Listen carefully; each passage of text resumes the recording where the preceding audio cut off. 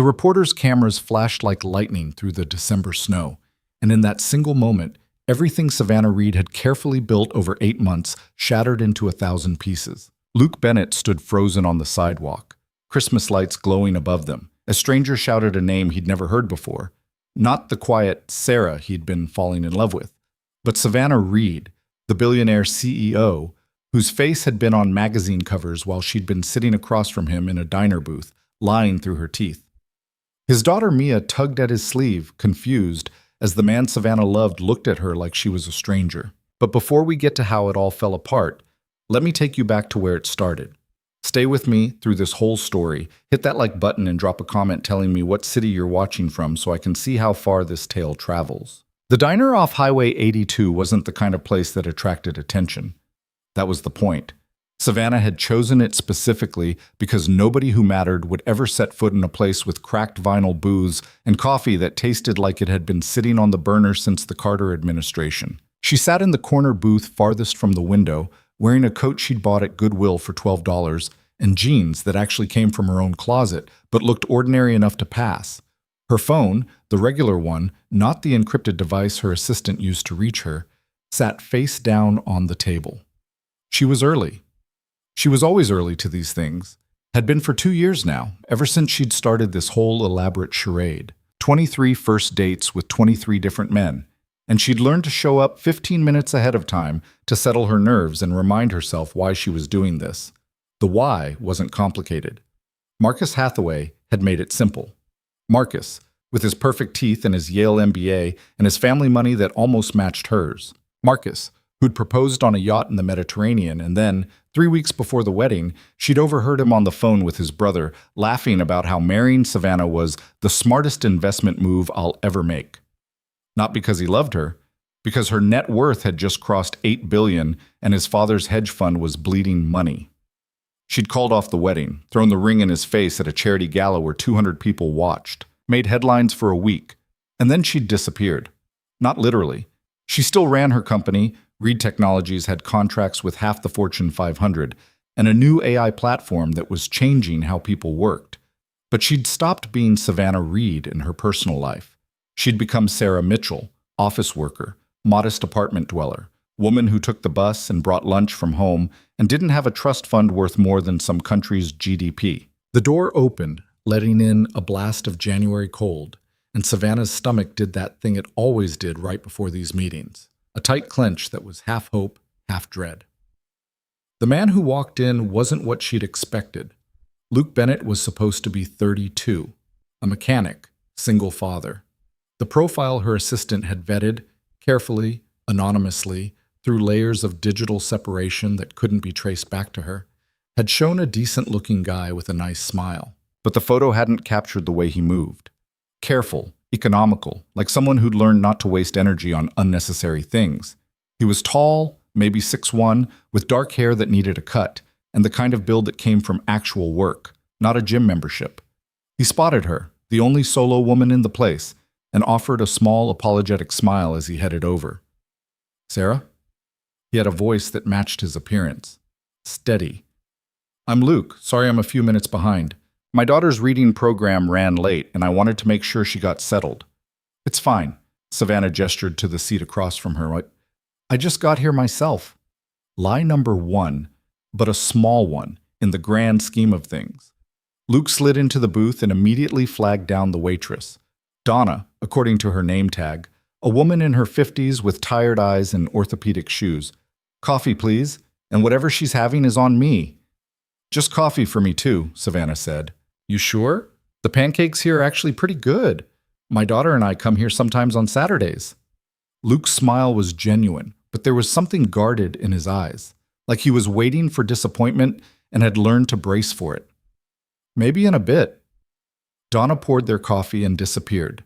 The silence that followed wasn't awkward exactly, but it had weight. Luke wrapped his hands around his mug like he was cold, even though the diner was overheated and smelled like bacon grease and industrial cleaner. "So," he said finally, "online dating. This is new for me. My sister basically created my profile without asking and then told me I had 3 dates lined up. This is number 2. Savannah felt something unexpected, a a flicker of actual amusement. How'd number one go? She spent 45 minutes telling me about her ex-husband's boat collection and then asked if I had investment property. Luke's mouth twitched. I'm a mechanic. I rent a 2-bedroom house. The only thing I own outright is a 9-year-old truck with 160,000 miles on it. What did you say? I told her good luck and paid for her coffee. He met Savannah's eyes directly. I'm not interested in pretending to be something I'm not. I've got a kid, a job that keeps the bills paid, and not much else. If that's not enough, better to know now. Savannah's chest tightened. The irony was so sharp it could draw blood. That's fair. What about you? Luke asked. What's your story? This was always the hard part. The scaffolding of lies she'd constructed was elaborate but necessary. I work in an office, boring admin stuff. I've got a small apartment in town, no pets, no ex-husband with a boat collection. Why online dating? Because meeting people the normal way hasn't worked out. That at least was true. Everyone's got an agenda. I wanted to try something different. Luke nodded slowly, like he was processing that. Yeah, I get that. After my ex left, I didn't date for 5 years. My whole life was Mia and work. Then my sister sat me down and basically told me I was going to end up alone and weird if I didn't at least try. So here I am, trying. Your ex left? Savannah hadn't meant to ask. It was too personal for a first date, but something in the way he'd said it made her curious. When Mia was 8 months old, Luke's voice didn't change, but his hands tightened around the mug. Ashley, my ex, she wasn't ready to be a mom, or maybe she was just never going to be ready with me. Either way, she took off one morning and I got divorce papers in the mail 6 weeks later. Haven't heard from her since. That's brutal. It was, but I've got Mia, and she's the best thing that ever happened to me, so I can't regret how it turned out. He paused. Sorry, that's probably too heavy for a first date. It's honest, Savannah said quietly. I appreciate honest. The irony was going to kill her. She was sitting here wearing a second-hand coat and a fake name, appreciating this man's honesty while lying through her teeth about everything that mattered. They talked for an hour. Luke told her about Mia, 6 years old, obsessed with space and dinosaurs, could read at a 3rd grade level. He told her about the garage where he worked, owned by a guy named Pete, who'd given him a job when nobody else would and taught him everything about engines. He talked about his sister Rachel, who was a nurse and helped with Mia when his schedule got crazy. Savannah told him carefully curated truths mixed with necessary lies. She talked about growing up in California, true. Losing her parents young, true. Working her way up in business, technically true, though she left out the part where she'd founded her own company at 24. She mentioned loving books and hiking, and the way Aspen looked in winter, all true. She didn't mention the penthouse in Denver, the house in Palo Alto, the standing invitation to Davos. At 8 o'clock exactly, Luke's phone buzzed. He checked it and smiled. That's Rachel. Mia's bedtime. I always call to say goodnight, even when I'm not home. Do you mind? Not at all. Luke stepped outside and Savannah watched through the frosted window as he paced in the parking lot, phone pressed to his ear, his whole face transforming into something soft and unguarded. She couldn't hear what he was saying, but she could see it. The way he laughed, the way he crouched down like he was trying to get on his daughter's level, even though she was miles away. Something shifted in Savannah's chest. Something dangerous. When Luke came back inside, his cheeks were red from the cold. Sorry about that. She wanted to tell me about the book they read at the program today. Apparently there was a T-Rex who was afraid of the dark. Was he okay in the end? He made friends with a firefly. Luke's smile was small but real. Mia said it was scientifically inaccurate but emotionally satisfying. Savannah laughed. An actual, surprised laugh that she didn't have to fake. She sounds amazing. She is. Luke flagged Donna down and asked for the check. When it came, he paid without making a show of it, left a generous tip, and stood up. I know this is presumptuous, but would you want to do this again sometime? Maybe not here. I mean, the coffee's terrible, and I think Donna might actually be laundering money through this place. I'd like that, Savannah said, and meant it. They exchanged numbers. Her burner phone, the one her assistant had set up under Sarah Mitchell's name.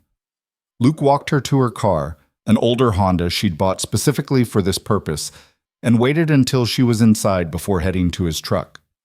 Savannah sat in the driver's seat and watched him pull away. Then she drove exactly 3 blocks, parked behind a closed dry cleaner, and switched to her real car, the Tesla that had been waiting there since this morning, along with Martin, her driver. "How'd it go, Ms. Reed?" Martin asked as she slid into the back seat. "Different," Savannah said quietly. "Good different or bad different?" She thought about Luke's careful honesty, the way he'd stepped outside to call his daughter, the complete absence of performance in everything he'd said and done. "I don't know yet," but she knew enough to set up a second date, and then a third. By the 4th Sunday, it had stopped feeling like an investigation and started feeling like something else, something that scared her because she hadn't planned for it. Luke never pushed. He never asked about her job beyond the basic pleasantries, never questioned why she always wanted to meet at the diner or other low-key places. He didn't try to impress her with stories about money he didn't have or connections he couldn't offer. He just showed up, paid attention, and treated her like someone worth his time. On their 7th date, in early March, he said, "Mia's been asking about you." They were walking through a park near the elementary school where Mia's reading program met. The snow was melting, leaving everything muddy and gray, but the sun was warm on Savannah's face. "What about me?" She tried to keep her voice casual. "Just, if you're a real person or someone I made up." Luke's hands were shoved in his pockets. She's 6. Her understanding of dating comes from Disney movies and the fact that Uncle Jake brought 3 different girlfriends to Christmas dinner over the years. She wanted to know if you were a serious girlfriend or a practice girlfriend. "What'd you tell her?" Luke stopped walking and looked at her directly. "I told her I hoped you were serious, but that I'd have to ask you first." Savannah's heart was doing something complicated in her chest. This was the moment she should pull back. This was where it always went wrong, when things got real, when the lies started to matter. "I'm serious," she heard herself say. "Then maybe you should meet her, no pressure, but she's dying of curiosity, and I'm tired of feeling like I'm hiding you." Meeting Mia meant going deeper into Luke's life. It meant more lies, more complications. But Savannah had already crossed so many lines that one more seemed inevitable. "I'd like that." They met at the diner the following Sunday, and Mia Bennett turned out to be a tiny force of nature with her father's dark hair and eyes that missed absolutely nothing. She'd brought a book about the solar system and spent the first 10 minutes explaining why Pluto deserved better than being demoted from planet status. "People just decided it wasn't good enough anymore," Mia said seriously, pointing at a picture of Pluto's icy surface. "But it didn't change. It's still there, doing its thing. I think that's unfair." "I think you're right," Savannah said. "Sometimes things are valuable even if other people don't recognize it." Mia studied her with unnerving intensity. "Dad says you work in an office. What do you do there?" Luke intervened gently. "Mia, we talked about the interrogation thing. I'm just asking." Mia's face was innocent. "Ms. Peterson says asking questions is how we learn." Savannah smiled despite the twist in her gut. "I help companies work better. It's pretty boring, honestly. Not as cool as space." "Nothing's as cool as space," Mia agreed. "Except maybe dinosaurs. Do you like dinosaurs?" "I do. I went to a natural history museum once and saw a T-Rex skeleton that was 40 feet long." Mia's eyes went wide. "Which museum?" Savannah's mind raced. She'd been to dozens of museums around the world, but she couldn't mention the Smithsonian or the British Museum or anywhere too expensive for Sarah Mitchell to have visited. "The one in Denver, the Nature and Science Museum." "We should go." Mia turned to Luke. "Can we? Please?" Luke shot Savannah an apologetic look. "Maybe sometime, if Sarah doesn't mind being dragged around by a 6-year-old who reads every single exhibit sign." "I wouldn't mind," Savannah said, and realized she meant it. They ended up going 2 weeks later. Savannah met them in the museum's parking lot. She'd driven the Honda again, left Martin and the Tesla in a garage across town. Mia grabbed her hand within 5 minutes and didn't let go for the next 3 hours. They looked at dinosaurs and minerals and a planetarium show that made Mia gasp with delight. Watching Luke crouch down to read exhibit signs at his daughter's level, seeing the easy affection between them, Savannah felt something crack open in her chest. This was what she'd been looking for. Not someone who passed a test, but someone who didn't know there was a test to pass. Someone who just lived his life with basic decency and showed up for the people he loved. The problem was that she was still lying to him, every single day. In April, Luke's truck broke down. Not the one he drove, but his work truck, the one Pete let him use for side jobs on weekends. Luke mentioned it casually over dinner at the diner, said he'd been saving to replace the transmission, but it would take another few months. Savannah's first instinct was to fix it. She could have a new transmission installed overnight, could have bought him a brand new truck without denting her bank account. But Sarah Mitchell couldn't do that. Sarah Mitchell barely made enough to cover her own rent. "That's rough," she said instead. "Is Pete okay with you using the shop truck?" "For now, but I hate relying on him like that. He's done enough for me already." The frustration on Luke's face was genuine, and it killed Savannah that she couldn't help. This was the cost of her deception. Not just that she was lying, but that the lies prevented her from being useful to someone she cared about. "You'll figure it out," she said lamely. "You always do." Luke smiled, but it didn't reach his eyes. "Yeah, I always do." That night, Savannah sat in her real apartment, the penthouse with floor-to-ceiling windows overlooking the mountains, and stared at her phone. She'd been seeing Luke for 3 months. Mia knew her name, asked about her during the week, drew pictures that Luke showed her with obvious pride. They'd fallen into a pattern of Sunday dinners at the diner, occasional museum trips, walks through town. It felt real. It felt like the most real thing in Savannah's life. And it was built on a foundation of lies. Her assistant, Jennifer, knocked on the office door around 10 p.m. Savannah had been working late, avoiding her empty apartment and the guilt that lived there. "The Tokyo contracts are ready for your signature," Jennifer said, setting down a stack of papers. Then she paused. "You okay?" "Fine." "You've been distracted lately. Is it the merger?" "No, the merger's fine." Savannah signed the contracts without really reading them. "Just personal stuff." Jennifer raised an eyebrow. She was one of exactly 3 people who knew about Savannah's double life, and she'd been against it from the start. "How's the mechanic?" "His name is Luke." "How's Luke?" Savannah set down her pen. "I think I'm in love with him." Jennifer didn't look surprised. "So, tell him the truth. And if he walks away, then he walks away. But at least you'll know it wasn't because you kept lying to him for 8 months." Jennifer's voice was gentle but firm. "Savannah, you started this whole thing to find someone who'd care about you without the money getting in the way. You found him, but now you're sabotaging it by keeping up the lie. I'm protecting it." "No, you're protecting yourself. There's a difference." After Jennifer left, Savannah sat alone in her office and tried to imagine telling Luke the truth. Tried to picture his face when he found out that Sarah Mitchell didn't exist, that the woman he'd been falling for was actually one of the richest people in the country. She couldn't do it. Not yet. Maybe not ever. So she kept going. Kept wearing the second-hand coat and driving the Honda and meeting him at the diner every Sunday. Kept watching Mia's face light up when she arrived. Kept feeling Luke's hand brush against hers when they walked. In late May, Luke asked her to come to Mia's end-of-year school program. It was small, just parents and siblings in an elementary school cafeteria that smelled like industrial soap and old pizza. But Mia had a speaking part in a play about the water cycle, and she was terrified. "She specifically asked if you'd be there," Luke said on the phone. "You don't have to come. I know it's a lot, but it would mean something to her." Savannah went. She sat in a folding chair between Luke and his sister Rachel, watching 6-year-olds dressed as clouds and raindrops stumble through their lines. When Mia stepped forward as the sun, her voice shaking but determined, Savannah felt tears in her eyes. Afterward, Mia ran straight to her. "Did you see? I didn't forget any of my lines." "You were perfect," Savannah said, and meant it. Rachel drove Mia home. She had a sleepover at a friend's house, and Luke asked Savannah if she wanted to take a walk. They ended up at the park where they'd had their 7th date, sitting on a bench as the sun set behind the mountains. "Thank you for coming today," Luke said quietly. "It meant a lot, to both of us. I wanted to be there. Mia's getting attached to you. I can see it."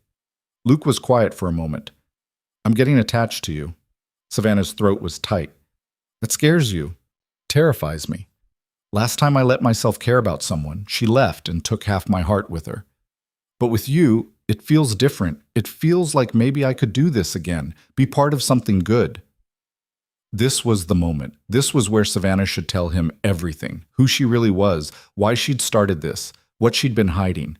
But the words stuck in her throat, heavy as stones. "I'm not going anywhere," she said instead. Luke kissed her then, soft and careful, like she was something precious he was afraid to break. And Savannah kissed him back, hating herself a little more with each passing second. By June, they'd settled into something that looked like a real relationship. Luke had a key to Sarah Mitchell's apartment, a small, sparsely furnished place that Savannah had rented specifically for this purpose and visited exactly twice a week. She had dinner with him and Mia every Sunday, sometimes Wednesdays too. She attended Mia's soccer games and helped with homework and listened to Luke talk about his day at the garage. And every night she went home to her real life and felt the distance between her two worlds growing wider. The breaking point came in early December. They were walking through downtown Aspen, looking at Christmas lights. Mia was at Rachel's house for the evening, and Luke had suggested they take advantage of the rare alone time. The town was beautiful, all white lights and fresh snow, and the kind of picturesque winter scene that belonged on a postcard. Savannah had been careful.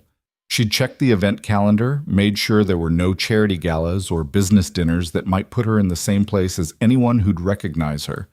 She'd worn the second-hand coat and a hat that hid most of her face. But she hadn't counted on the reporters. They came out of nowhere. 3 of them, cameras already flashing. "Ms. Reed? Savannah Reed, can we get a comment on the acquisition?" Everything stopped. Luke's hand, which had been holding hers, went loose.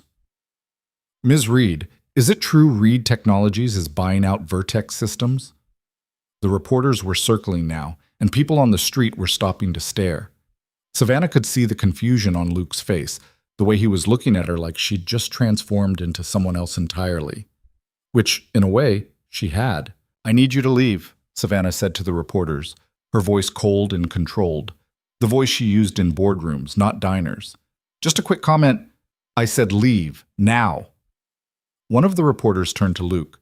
"Sir, are you Ms. Reed's boyfriend? How long have you two been together?" Luke stepped back, his face unreadable. "I don't know who you're talking about." The reporter looked confused.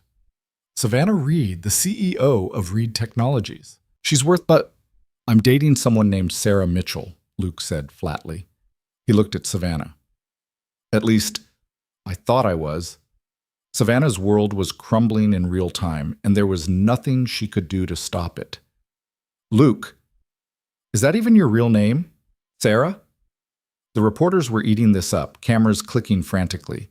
Savannah grabbed Luke's arm and pulled him away, down a side street where the lights didn't reach. "Let me explain," she said desperately. "Explain what? That you've been lying to me for 8 months? That you're not who you said you were?" Luke's voice was quiet, which was somehow worse than if he'd been yelling. "Who are you?" "My name is Savannah Reed. I'm 30 years old.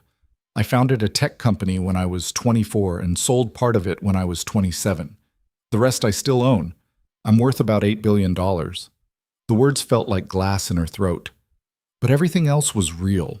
The way I feel about you, about Mia, that was all real. Luke just stared at her. Why? Because 2 years ago, the man I was going to marry told his brother that marrying me was an investment strategy. Because every person I'd ever dated saw the money before they saw me. Because I was tired of not knowing if anyone could care about me without seeing dollar signs first. So you lied to me.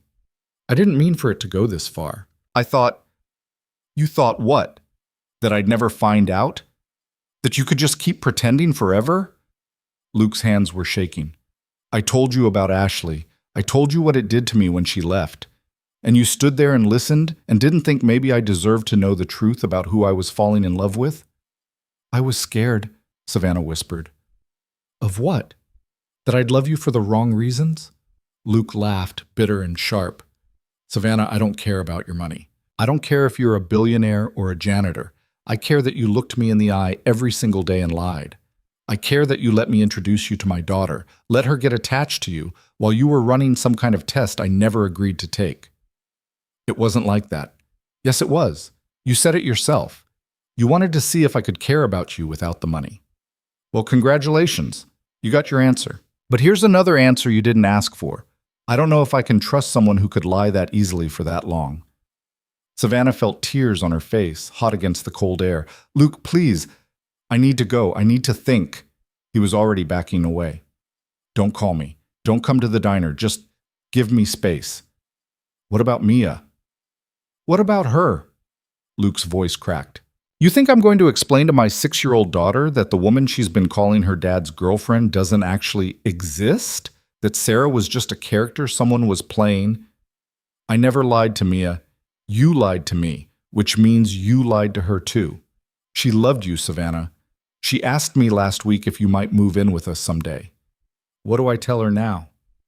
Savannah didn't have an answer. Luke turned and walked away into the snow, his shoulders hunched against the cold, or against her.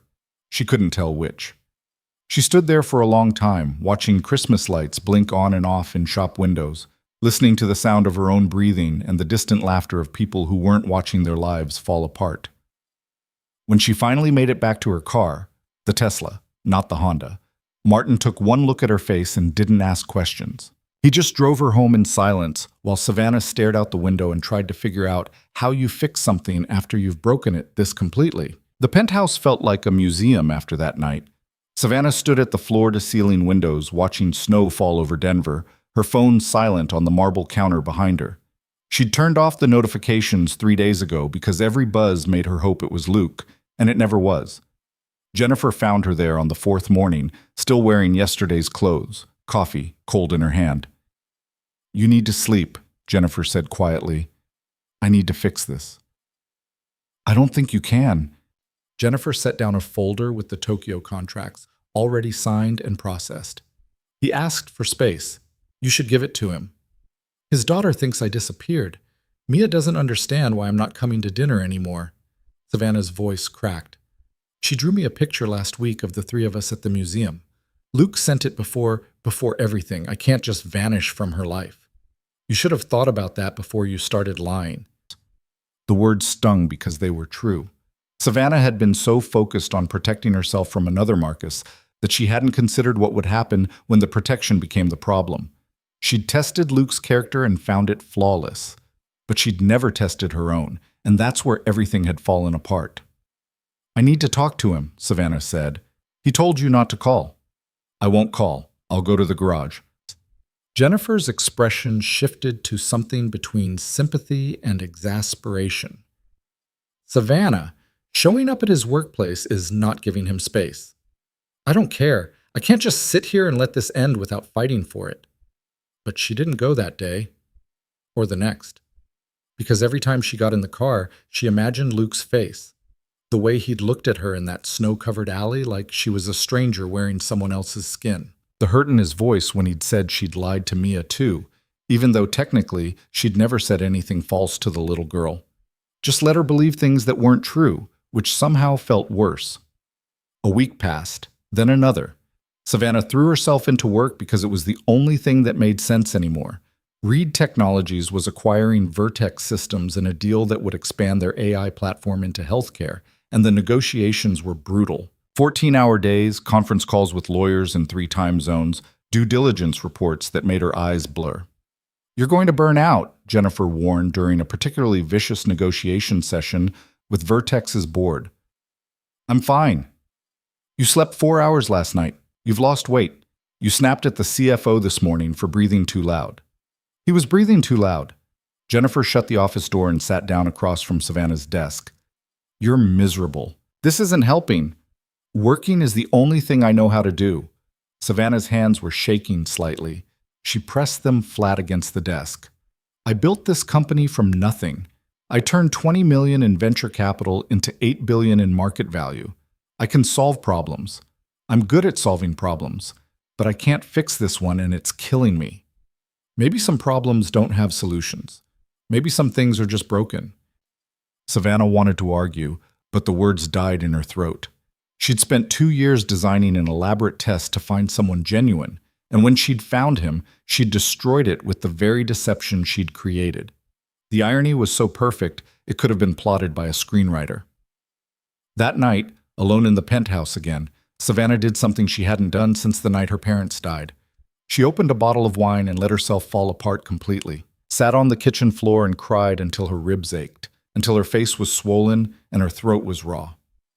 Cried for Luke, for Mia, for the life she'd almost had, and thrown away with both hands.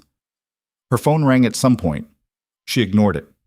It rang again, insistent, and finally she grabbed it off the counter. What? Savannah, it's Rachel, Luke's sister. Savannah sat up so fast she got dizzy. Is Luke okay? Is Mia...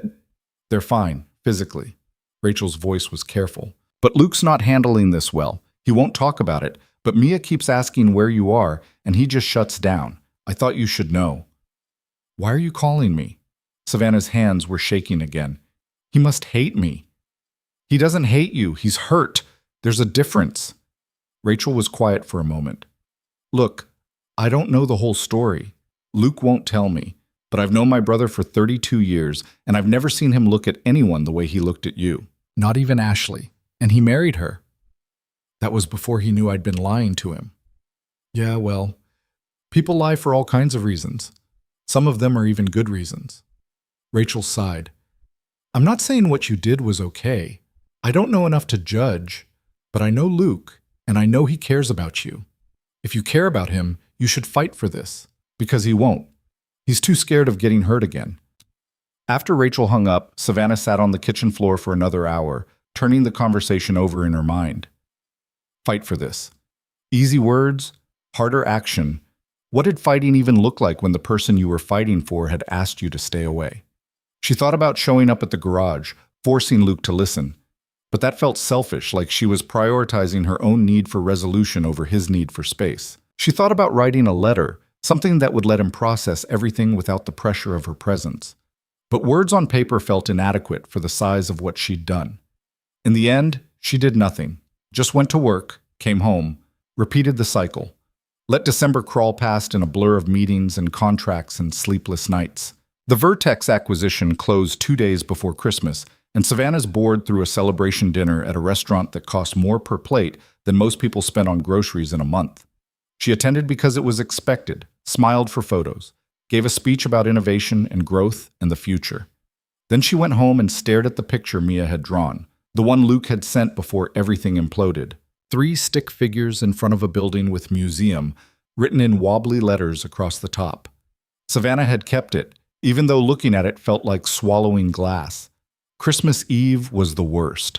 Savannah spent it alone in the penthouse, watching snowfall, and remembering last year when she'd still been in the early stages of her charade. She'd spent Christmas with a man named David, who'd seemed promising until he'd casually mentioned that marrying rich was the smart play in this economy. She'd deleted his number before dessert. This year, she would have given anything to be sitting in Luke's cramped living room, watching Mia tear through presents while Luke made hot chocolate that was mostly marshmallows. Her phone buzzed, a text from Jennifer. Stop wallowing. Come to my sister's party. Savannah didn't respond. She turned off the lights, poured another glass of wine she didn't really want, and tried not to think about what Luke and Mia were doing right now. Whether Mia had asked about her, whether Luke had found a good answer yet.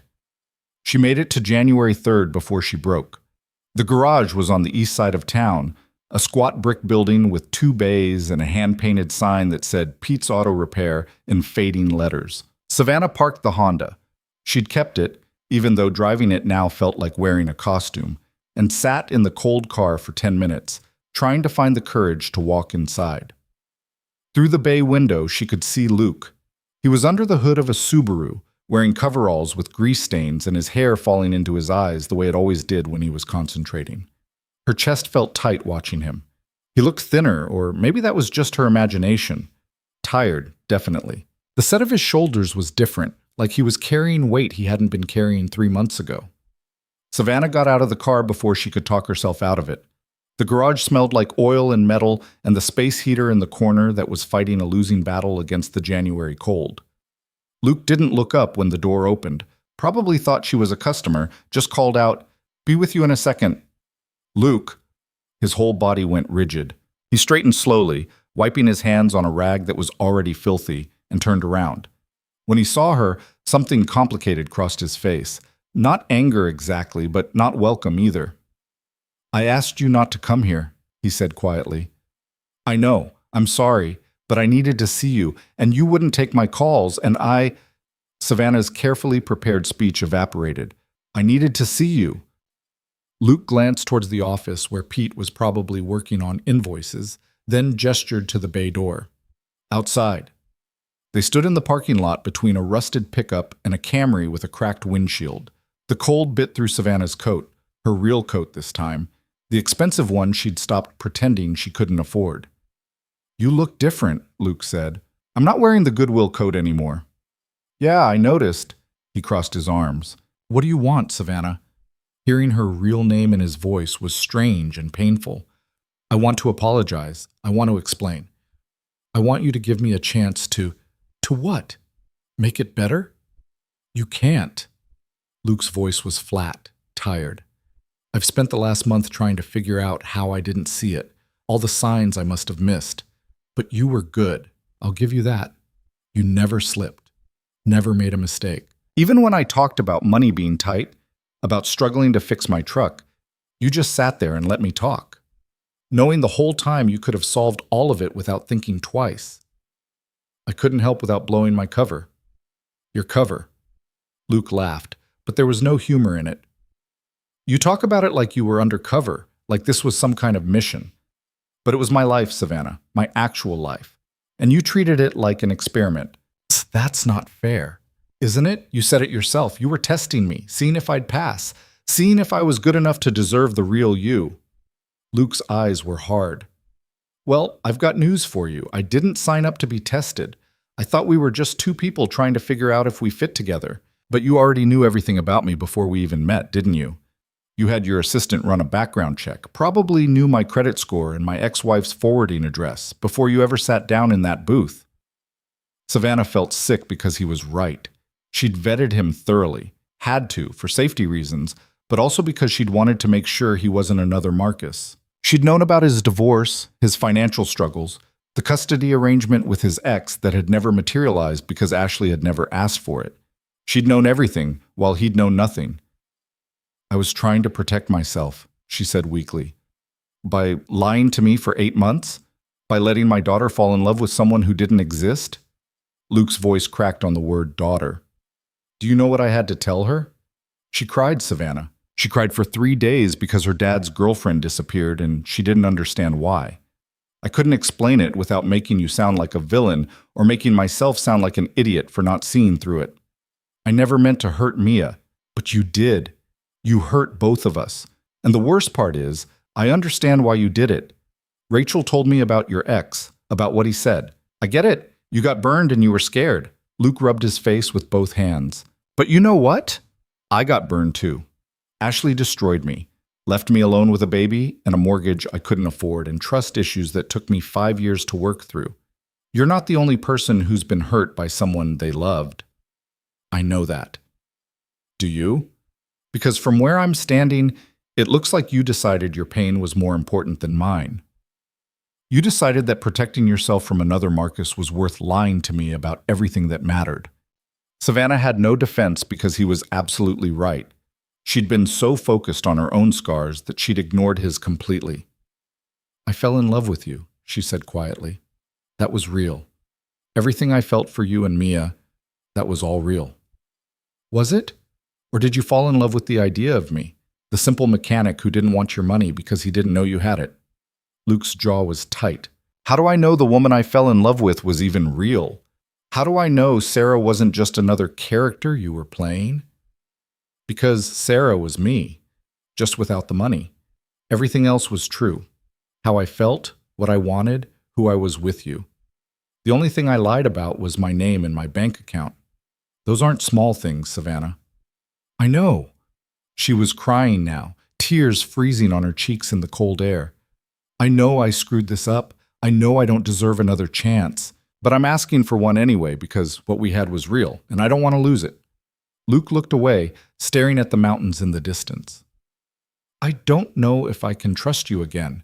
I don't know if I want to try. That's fair. Is it? He turned back to her. Because it doesn't feel fair. It feels like I'm the one being punished for your ex-fiance's mistakes. Like I have to pay the price for what Marcus did to you. The words hit like a physical blow because they were true. Savannah had been so determined not to be a victim again that she'd made Luke into one instead. "You're right," she said. "You're absolutely right. And I'm sorry. I'm so sorry, Luke. I don't know how to fix this, but if you tell me how, I'll do it. I'll do anything. I don't think you can fix it. Some things are just broken." Luke shoved his hands in his pockets. "I need to get back to work. Pete's waiting on this Subaru. Can I see you again? Can we talk more?" "I don't know. Maybe. I need time to think." It wasn't a yes, but it wasn't a no either. Savannah held on to that like a lifeline as Luke walked back into the garage without looking at her again. She sat in the Honda for 20 minutes, shaking from cold and adrenaline and the crushing weight of everything she'd lost.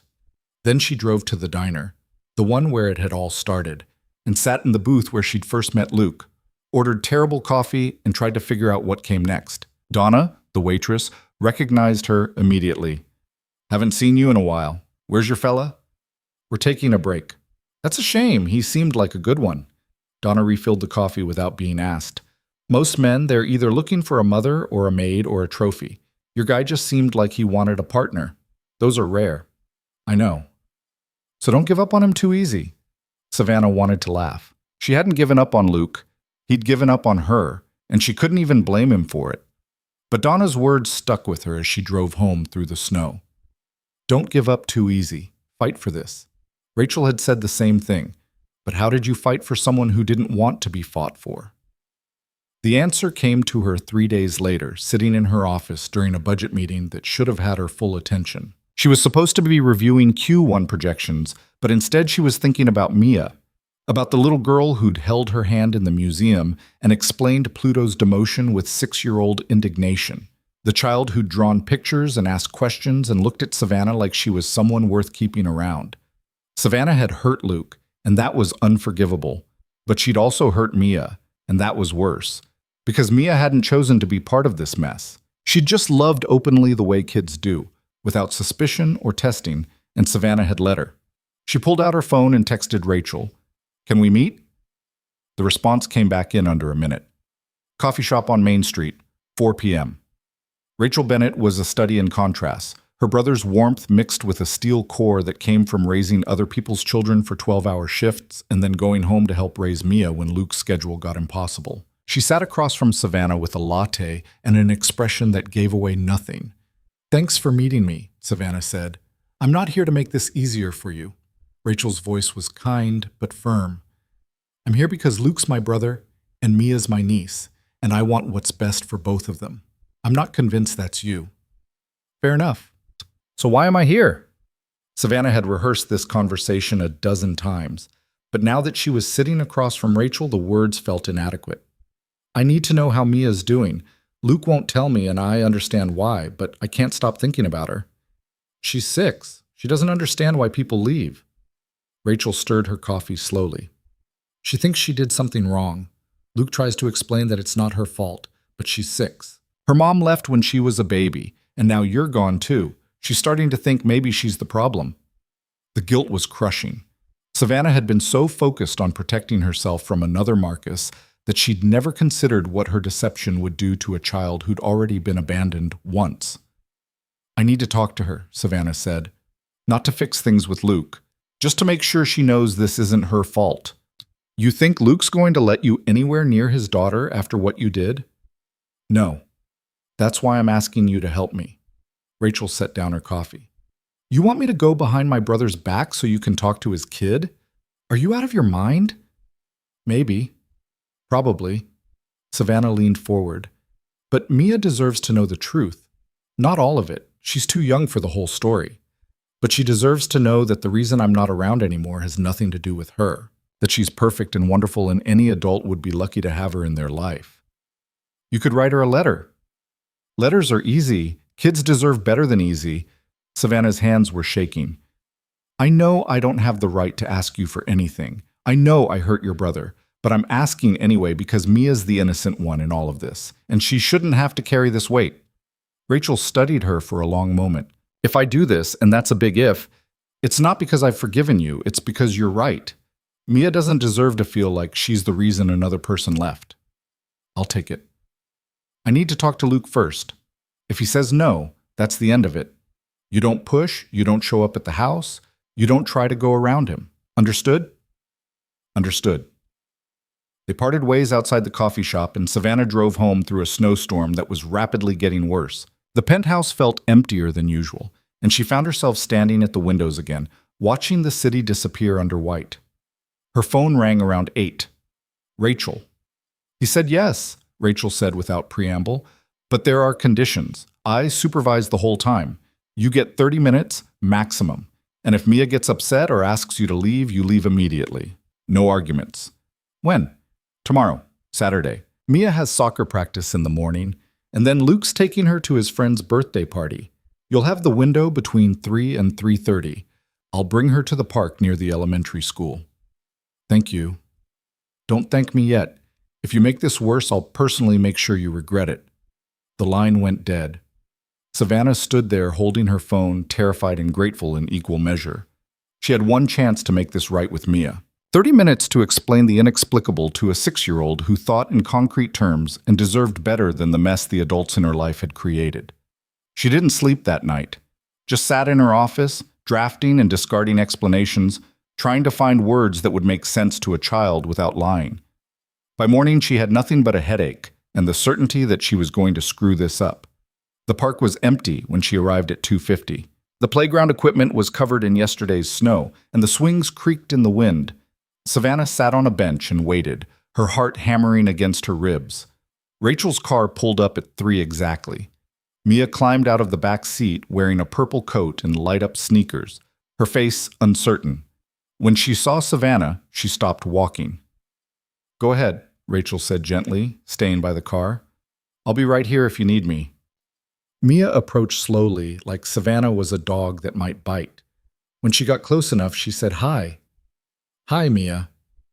Aunt Rachel said you wanted to talk to me. I did. Is that okay? Mia shrugged and sat down on the bench, leaving a careful distance between them. Are you still Sarah, or are you someone else now? The question cut straight through all of Savannah's prepared explanations. My real name is Savannah, but I'm still the same person you knew. I just wasn't telling the truth about my name before. Why not? Because I was scared. Savannah chose her words carefully. Sometimes grown-ups make mistakes when they're scared. They do things that seem like good ideas at the time, but turn out to hurt people they care about. Did you hurt my dad? Yes, I did. Not on purpose, but that doesn't make it better. Mia kicked her feet, watching her light-up shoes flash. He's been sad. He tries to hide it, but I can tell. He makes different food now, and he doesn't laugh as much. The guilt was overwhelming. I'm sorry, Mia. I'm sorry I made your dad sad. Are you sad too? Very sad. Then why don't you just say sorry and fix it? Mia looked at her with the uncomplicated logic of childhood. That's what Ms. Peterson says we're supposed to do when we hurt someone's feelings. Say sorry, and mean it, and try to do better. I did say sorry, but sometimes sorry isn't enough to fix things. That's stupid. Mia's face was fierce. If you're really sorry, and you promise not to do it again, people are supposed to forgive you. That's how it works. It's more complicated when you're a grown-up. Everything's more complicated when you're a grown-up. Mia sighed like she was carrying the weight of the world. I miss you. I wanted to show you my science project about the moon phases, but Dad said you weren't coming over anymore. Savannah's throat was tight. I miss you too, so much. Then come back. Mia turned to face her fully.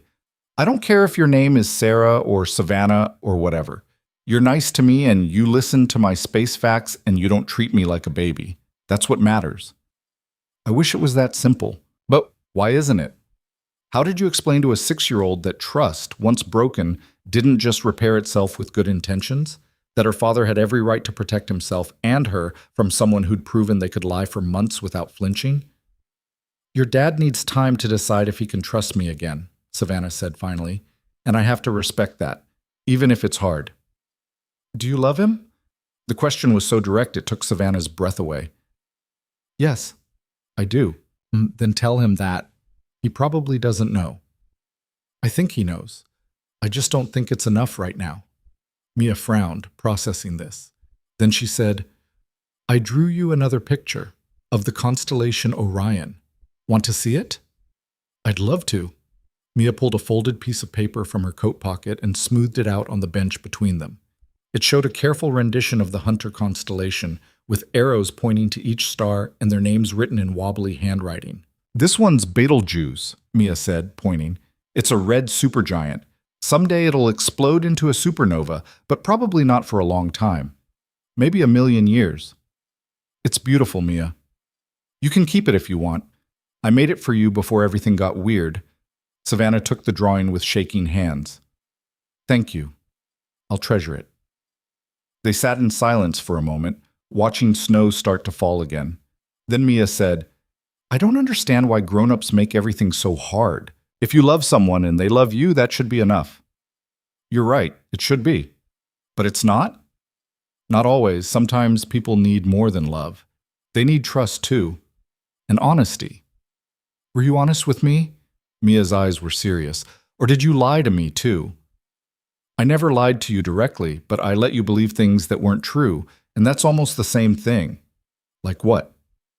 Like that I was just a regular person with a regular job and a regular life. But what are you really? Savannah thought about how to explain Billionaire CEO to a first grader. I run a big company, a really big one, and I have a lot of money, more than most people. Like rich? Yes. Mia considered this. Does that mean you could buy me a telescope? A real one that can see planets? Despite everything, Savannah laughed. Probably, but I'd have to ask your dad first. He'd say no. He says no to everything expensive. Mia swung her legs harder. But that's okay. I'm saving my allowance. Only 17 more months until I can buy the one I want. The matter-of-fact way Mia said it, like saving for 17 months at age 6 was perfectly reasonable, made Savannah's chest ache. This was Luke's daughter through and through, practical, patient, willing to work for what she wanted. I need to tell you something important, Savannah said carefully. The reason I'm not around anymore, the reason I can't come to dinner or soccer games, it has nothing to do with you. You're perfect exactly as you are. If I could still be part of your life, I would be. But that's not my choice right now. It's your dad's choice, and he's making it because he loves you and wants to protect you. From you? From getting hurt again. Mia thought about this. Do you promise you're not leaving because of me? I promise. Cross my heart. Savannah made the motion across her chest. You're one of the best people I've ever met, Mia Bennett. Don't ever forget that. Okay. Mia slid off the bench. Aunt Rachel's waving. I think my time's up. Yeah, I think so. Mia started to walk away, then turned back. Savannah? If my dad decides to trust you again, will you come back? In a heartbeat. Good, because I still want to go to the museum again. There's an exhibit about Mars rovers that looks really cool. Then she ran back to Rachel's car, her light-up shoes flashing against the gray snow. Rachel gave Savannah a long look before getting in the driver's seat. Not hostile, but not friendly either. Just assessing. Savannah sat on the bench for another hour after they left, holding Mia's drawing and trying not to fall apart. She'd wanted to make sure Mia knew she wasn't the problem, and maybe she'd succeeded. But now the weight of everything she'd lost felt even heavier. Because Mia was willing to forgive her, willing to welcome her back, and it didn't matter. Not if Luke couldn't do the same. That night, back in the penthouse, Savannah did something she hadn't done in 8 months. She pulled out her real phone, the one with her actual contacts, her real life, and scrolled through to Marcus Hathaway's name. She'd deleted his number after the wedding imploded, but his assistant's contact was still there. She composed a message and then deleted it. Wrote another one, deleted that too. Finally settled on, I understand now why you did it, why you saw me as an opportunity instead of a person. I'm not excusing it, but I understand. I did the same thing to someone else, and it cost me everything that mattered. So I guess we're even now. She didn't send it, just stared at the words until they blurred, then deleted the whole thing and turned off her phone. The rest of January passed in a fog. Work, home, repeat. The Vertex integration was consuming all her attention during the day, which was good because it meant she didn't have time to think about Luke and Mia. At night was harder. She'd lie awake in her enormous bed in her enormous apartment and remember what it felt like to sit in Luke's small living room, watching Mia build Lego spaceships while he made dinner in a kitchen barely big enough for one person. She'd traded that for this: square footage and silence and a view that cost millions but felt like nothing at all. In early February, Jennifer knocked on her office door with an expression Savannah had learned to dread. "What now?" "Your mother called." "My mother's dead." "Your adoptive mother, Catherine." Jennifer set down a message slip. She saw the photos from the Vertex celebration dinner. "Wants to know why you didn't invite her." Catherine Reed had adopted Savannah when she was 12, after her biological parents died in a car accident. It had been a business arrangement more than anything else. Catherine needed an heir for her pharmaceutical company, and Savannah needed a home. They'd never been close, had grown even more distant after Savannah struck out on her own and built Reed Technologies from scratch instead of joining the family firm. "Tell her I was busy." She also asked about the mechanic. Savannah's head snapped up. "How does she know about Luke?" "The photos from December, when the reporters caught you downtown, it made page 6. Jennifer's voice was carefully neutral. "She wants to know if you're still seeing him. That's none of her business." "Should I tell her that?" "Tell her whatever you want. I don't care." But she did care, because Catherine's interest meant this was about to get more complicated. Her adoptive mother had opinions about everything, especially about who Savannah should and shouldn't date. Marcus had been approved because his family had the right connections. Luke wouldn't stand a chance. Not that it mattered anymore. Luke wasn't in her life, and based on the radio silence from both him and Rachel, that wasn't changing anytime soon. February 14th arrived with the kind of irony that would have been funny if it wasn't so painful. Valentine's Day. Last year, Savannah had been dating a venture capitalist who'd sent her roses and taken her to dinner and then spent the whole meal talking about his portfolio. She'd ended it 2 days later. This year, she was alone. Completely, utterly alone. She was working late when her phone rang. An unknown number, probably spam, but something made her answer. "Savannah?" Luke's voice, rough and tired. "It's me." Her heart stopped. I'm sorry to call out of nowhere. I needed to talk to you. Is everything okay? Is Mia... Mia's fine. She's at Rachel's for the night." A long pause. "She told me about your conversation at the park." "Rachel said I could see her." "I know. I'm not mad about that. I'm actually glad you did it. She's been different since then. Lighter. She stopped asking if she did something wrong." Luke's voice caught. "So, thank you for that.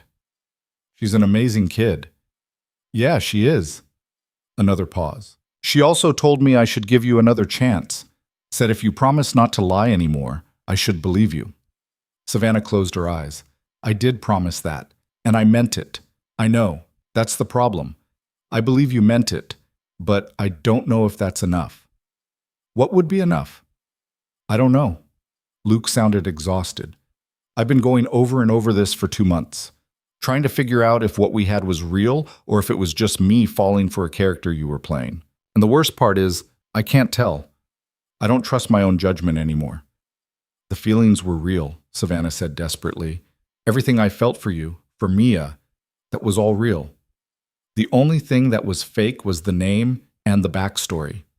The rest was me. The real me." "How do I know that? How do I know the real you isn't someone who thinks lying for 8 months is acceptable if it gets you what you want?" The question hung in the air between them, heavy and impossible to answer. Because he was right. She'd proven that she was capable of sustained deception. She'd proven that she could look someone in the eye every single day and hide the truth. "How did you come back from that?" "I don't know how to prove it to you," Savannah said finally. "I don't know what I can say or do that would make you trust me again, but I'm willing to try. If you give me the chance, I'll spend every day for the rest of my life proving that I'm not that person anymore." "That's a big promise." "I know." Luke was quiet for so long, Savannah thought he'd hung up. Then he said, "I don't know if I'm ready to try again. I don't know if I ever will be. But I wanted you to know that I don't hate you. I'm angry and hurt and confused, but I don't hate you." "That's something." "Yeah, it's something." He took a shaky breath. "I need to go. Mia's got an early soccer game tomorrow, and I haven't slept in 3 days." "Luke?" "Yeah? Happy Valentine's Day." He laughed, bitter and soft. "Yeah, you too." The line went dead. Savannah sat in her office and stared at the phone, trying to decode what had just happened. Luke had called her on Valentine's Day to tell her he didn't hate her, but also didn't know if he could forgive her. It was the smallest possible opening, but it was an opening nonetheless. She held on to that through the rest of February as winter started its slow fade into something that might eventually become spring. Held on to it through board meetings and contract negotiations and all the ordinary machinery of her real life. Held on to the possibility that maybe, somehow, this wasn't completely over. But she didn't call him. Didn't show up at the garage or the diner or his house. Just waited, because that was all she could do now. Wait and hope and try to become the person Luke might someday be able to trust again. March came in cold and stayed that way. Savannah stopped counting the days since Luke's Valentine's Day phone call after the number hit 20 and nothing changed. She threw herself into work with the kind of focus that made her assistant nervous and her board members quietly impressed. The Vertex integration was ahead of schedule, and Reed Technologies' stock price had jumped 12% in 6 weeks. None of it mattered. She was in a meeting with the CFO when her phone buzzed with a text from Rachel. Just 2 words. Call me. Savannah excused herself and stepped into the hallway, her heart doing that painful thing it did every time Luke's sister contacted her. The last time they'd spoken was that coffee shop meeting before she'd seen Mia at the park. 6 weeks of silence since then. Rachel answered on the first ring. Mia's missing. The words didn't make sense at first. Savannah's brain tried to rearrange them into something less terrifying. What do you mean missing? She was supposed to be at her after-school program. Luke went to pick her up at 5:30 and she wasn't there. The coordinator said she left with the other kids at 3:15, but nobody saw which direction she went. Rachel's voice was tight with barely controlled panic. We've been looking for 2 hours. Luke's losing his mind. Have you called the police? They're looking. So are half the parents from her school and everyone Luke knows from the garage. But it's getting dark and the temperature's dropping and we can't find her anywhere. Savannah was already moving toward the elevator, phone pressed to her ear. Where are you? The elementary school, that's where everyone's coordinating from. I'm 20 minutes away. I'll be there as soon as I can. She didn't wait for Rachel to respond, just hung up and ran for the parking garage. Martin was waiting with the Tesla. She'd stopped pretending she drove the Honda everywhere, and she told him to get to the elementary school as fast as legally possible. Then she sat in the back seat and tried not to imagine all the terrible things that could happen to a 6-year-old alone in March with the sun going down.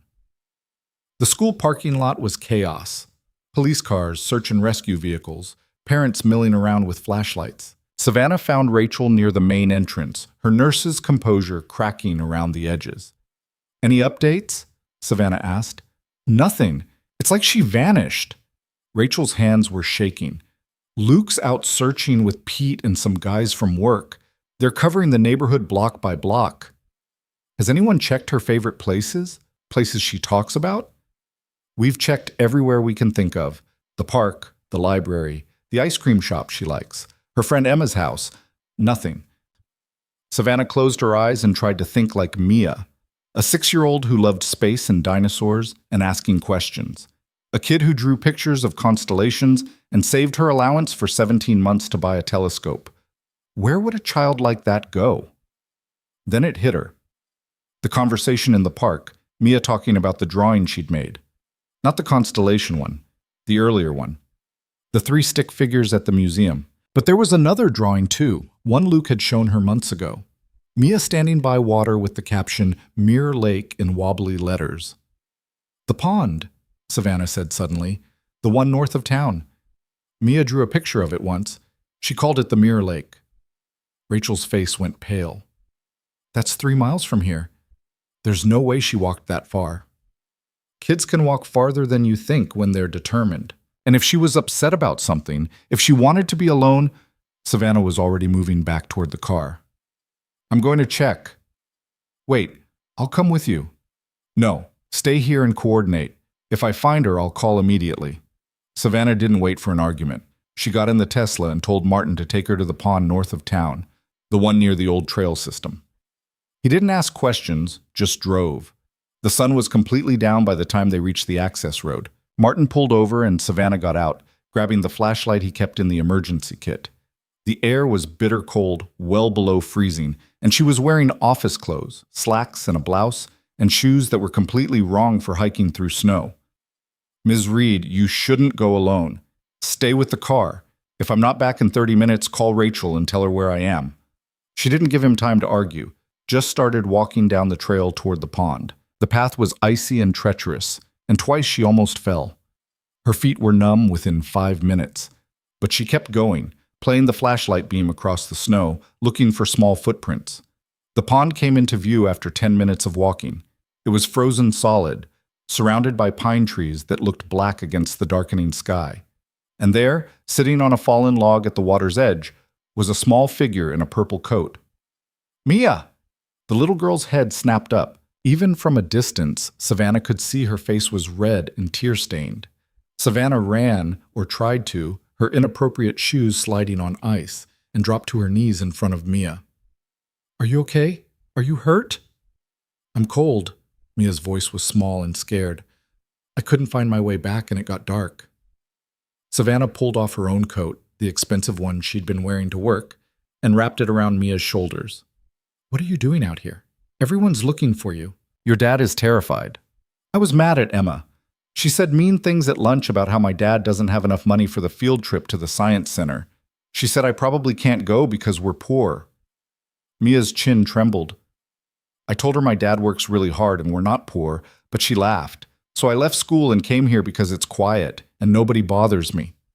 "Sweetheart, you can't just leave like that. You scared everyone." "I know. I'm sorry." The tears came harder now. "I wanted to go home, but I got lost, and I was too scared to ask for help because I knew I'd be in trouble." Savannah pulled out her phone with shaking hands and called Rachel. "I found her. We're at the pond north of town. She's okay, just cold. Can you tell Luke?" Rachel's sob of relief was audible even through the phone. "Thank you. Oh, thank you. We'll be there in 10 minutes. Savannah hung up and focused on Mia, who was shivering despite the coat. "We need to get you warm. Can you walk?" "I think so. My feet hurt, though." "Okay, I'm going to carry you. Put your arms around my neck." Mia was heavier than Savannah expected, or maybe she was just that out of shape.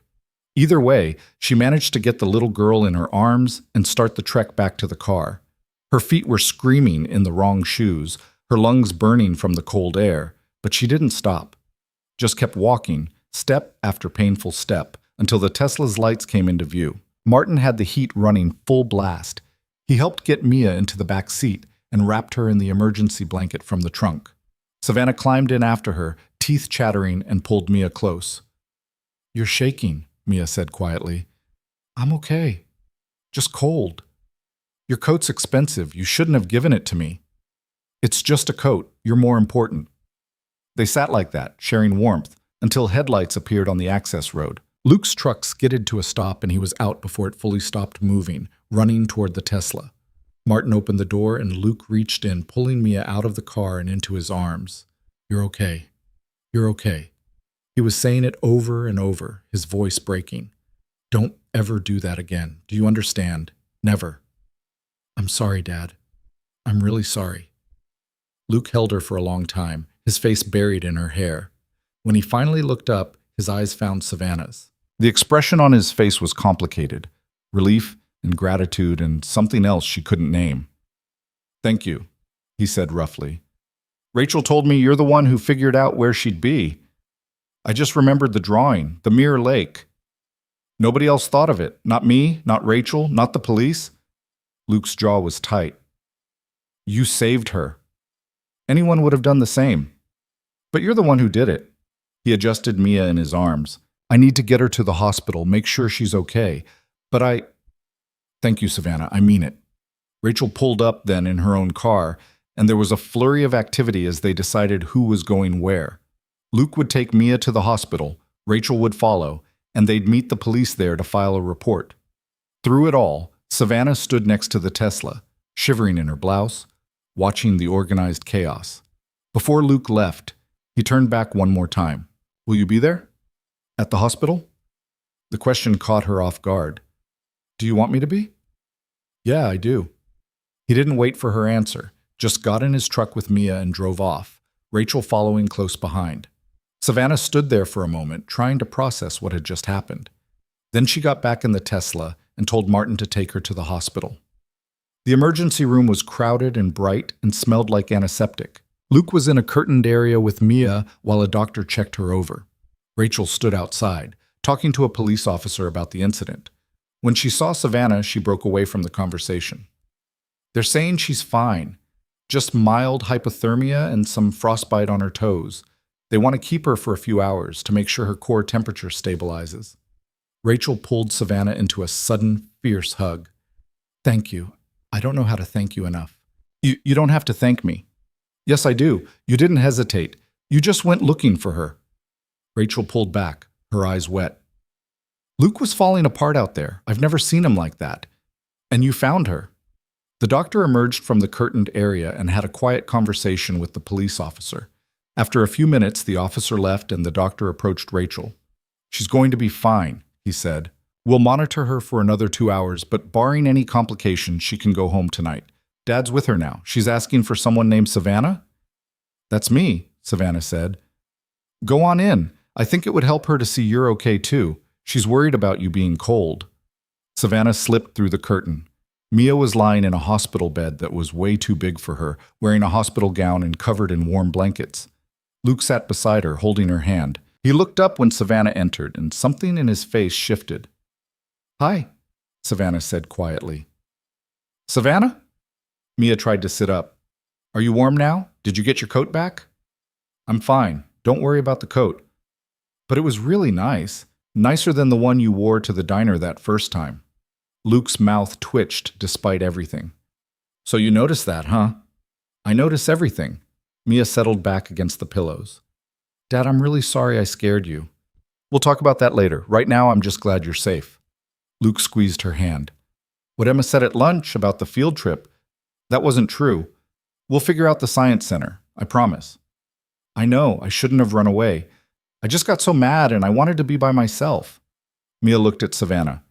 The Mirror Lake is where I go when I need to think. It's pretty there. Quiet. It is pretty, Savannah agreed, but 3 miles is too far to walk alone, especially when it's getting dark. I know that now. A nurse came in to check Mia's vitals, and Luke stood up, gesturing for Savannah to follow him outside. They stood in the hallway near a vending machine that hummed loudly. I don't know what to say, Luke started. You could have been hurt out there. You were wearing office clothes and those shoes. He gestured at her feet, which were still in the completely inappropriate heels. You shouldn't have gone alone. There wasn't time to change, and I knew where she was. I couldn't just sit at the school and wait. You probably saved her life. Luke's voice was rough. If she'd been out there much longer in those temperatures, he couldn't finish the sentence. But she wasn't. She's okay. Because of you. Luke ran both hands through his hair, a gesture Savannah recognized from months of watching him process things. I've spent 2 months being angry at you. Rightfully angry, I think. But tonight you didn't hesitate. You just went looking for my daughter like she was your own. I care about her. That never changed. I know. I can see that now. Luke leaned against the wall, exhausted. I've been so focused on the lying, on the hurt, that I forgot to look at who you actually are. Not Sarah Mitchell, not Savannah Reed, the CEO. Just you. The person who remembered a throwaway comment about a pond and put together that a scared kid might go there. The person who gave a 6-year-old her coat and carried her half a mile in the wrong shoes. Anyone would have stopped saying that. Not anyone would have done it. You did it. Luke's eyes were red-rimmed and tired. I'm not saying this fixes everything. I'm still hurt and confused, and I don't know if I can trust you the way I need to. But I needed you to know that I see you, the real you. And she's pretty incredible. Savannah's throat was tight. I don't know what to say to that. You don't have to say anything. Just stay for a bit. Mia would like it if you were here when they discharge her. Of course. They went back into the curtained area. Mia had fallen asleep, her small body finally relaxing after the trauma of the day. Luke sat in the chair beside the bed, and Savannah took the other chair on the opposite side. They stayed like that in silence, listening to Mia's breathing and the beep of the monitor tracking her heart rate. After a while, Luke said quietly, She told me about your conversation in the park, about how you explained why you weren't around anymore. Rachel said it was okay. It was. It was more than okay. Mia needed to hear that it wasn't her fault, and she wouldn't have believed it coming from me. She needed to hear it from you. Luke was staring at his daughter's sleeping face. She asked me tonight before we left for the hospital if you finding her meant you could come back, if this was the thing that would fix everything. What did you tell her? That I didn't know. That grown-up problems are complicated and don't have simple answers. He finally looked at Savannah. But the truth is, I want you to come back. I've wanted it for weeks. I was just too scared and stubborn to admit it. Savannah's heart was doing something painful and hopeful at the same time. Luke, let me finish, please. He took a shaky breath. What you did was wrong. Lying to me for 8 months, letting me fall in love with someone who wasn't real. That hurt me in ways I'm still processing. And I don't know if I'll ever fully trust you the way I did before, when I thought you were Sarah Mitchell, who took the bus and brought lunch from home. I understand. But here's the thing. Ashley walked out on me and Mia when things got hard. She decided being a mother was too much work and she just left. You found out my daughter was missing, and you went into a freezing forest in office clothes to look for her. Those are two very different kinds of people. I'm not comparing myself to your ex-wife. I know, I am. Luke reached across the bed and took Savannah's hand. His palm was calloused from years of mechanical work, warm and solid. I'm scared of getting hurt again. I'm scared of letting Mia get attached to someone who might leave. But I'm more scared of letting fear make all my decisions. Because if I do that, I'm going to end up alone and bitter. And that's not the example I want to set for my daughter. What are you saying? I'm saying I want to try again, slowly, carefully, with a lot of conversations about honesty and boundaries and all the things we should have talked about the first time around. Luke's thumb brushed across her knuckles. I'm saying I still love you, Savannah Reed, not Sarah Mitchell. You, the billionaire CEO, who remembers throwaway comments about pawns and gives away expensive coats and cries at elementary school plays. Savannah was crying now, tears running down her face faster than she could wipe them away. I love you too. I never stopped. Even when you weren't talking to me, even when I thought I'd lost you forever, I never stopped loving you. I know. I could see it in your face every time we ran into each other. You're not as good at hiding your feelings as you think you are. Despite everything, Savannah laughed. Apparently not. So here's what I'm thinking. We start over, for real this time. No lies, no tests, no fake names. Just two people trying to figure out if they fit together. Luke squeezed her hand. Think you can handle that? I can handle that. Good. Because Mia's going to be impossible when she finds out. She's been campaigning for us to get back together since Valentine's Day. They sat like that, holding hands across Mia's hospital bed until the doctor came back with discharge papers. Mia woke up groggy and confused, but happy to see both of them there. The nurse brought her regular clothes, Rachel had dropped them off, and helped her get dressed while Luke filled out paperwork. Can Savannah come home with us? Mia asked as they were getting ready to leave. I want to show her my new book about black holes. Luke looked at Savannah. It's late. I'm sure she has work tomorrow. I can come for a little bit, Savannah said. If that's okay. It's okay. They drove in separate cars, Luke and Mia in the truck, Savannah following in the Tesla with Martin. Luke's house was small and worn around the edges, exactly like Savannah remembered from the one time she dropped Mia off months ago. Inside it was cluttered with a child's chaos. Lego sets on the coffee table, library books stacked on the couch, drawings taped to the refrigerator. It felt like coming home. Mia showed Savannah the black hole book, pointing out her favorite pages while Luke made hot chocolate in the kitchen. When he brought out 3 mugs with marshmallows piled high, Mia said, "This is perfect, the 3 of us together again." "Don't get ahead of yourself, kiddo," Luke said gently. "Savannah and I are still figuring things out." "But you're not mad at her anymore?" "It's more complicated than mad or not mad, but we're working on it." "Good." Mia took a sip of hot chocolate that left a marshmallow mustache on her upper lip. "Because I missed her, and I think you did too." "Yeah," Luke said quietly, looking at Savannah over his daughter's head. "I did." Savannah stayed until Mia started falling asleep on the couch, her head drooping onto Savannah's shoulder. Luke carried her to bed and came back to find Savannah standing awkwardly in the living room, not sure if she should stay or go. "Thank you for tonight," Luke said. "All of it. Finding Mia, staying at the hospital, coming here. It means a lot. I'm glad I could help. They stood there in the small living room, the space between them full of things they'd already said and things they hadn't found words for yet. Finally, Luke stepped closer and pulled Savannah into a hug. It was careful and tentative, nothing like the easy affection they'd shared before everything fell apart. But it was something. "I'll call you tomorrow," Luke said into her hair. "We should talk, really talk, about what starting over looks like and what we both need to feel safe in this." "I'd like that." "Good." He pulled back but kept his hands on her shoulders. "And Savannah? No more secrets. I mean it. If we're doing this, we're doing it honestly or not at all. No more secrets, I promise." Martin drove her back to the penthouse in silence. Savannah sat in the back seat and watched the city lights blur past, her mind replaying everything that had happened.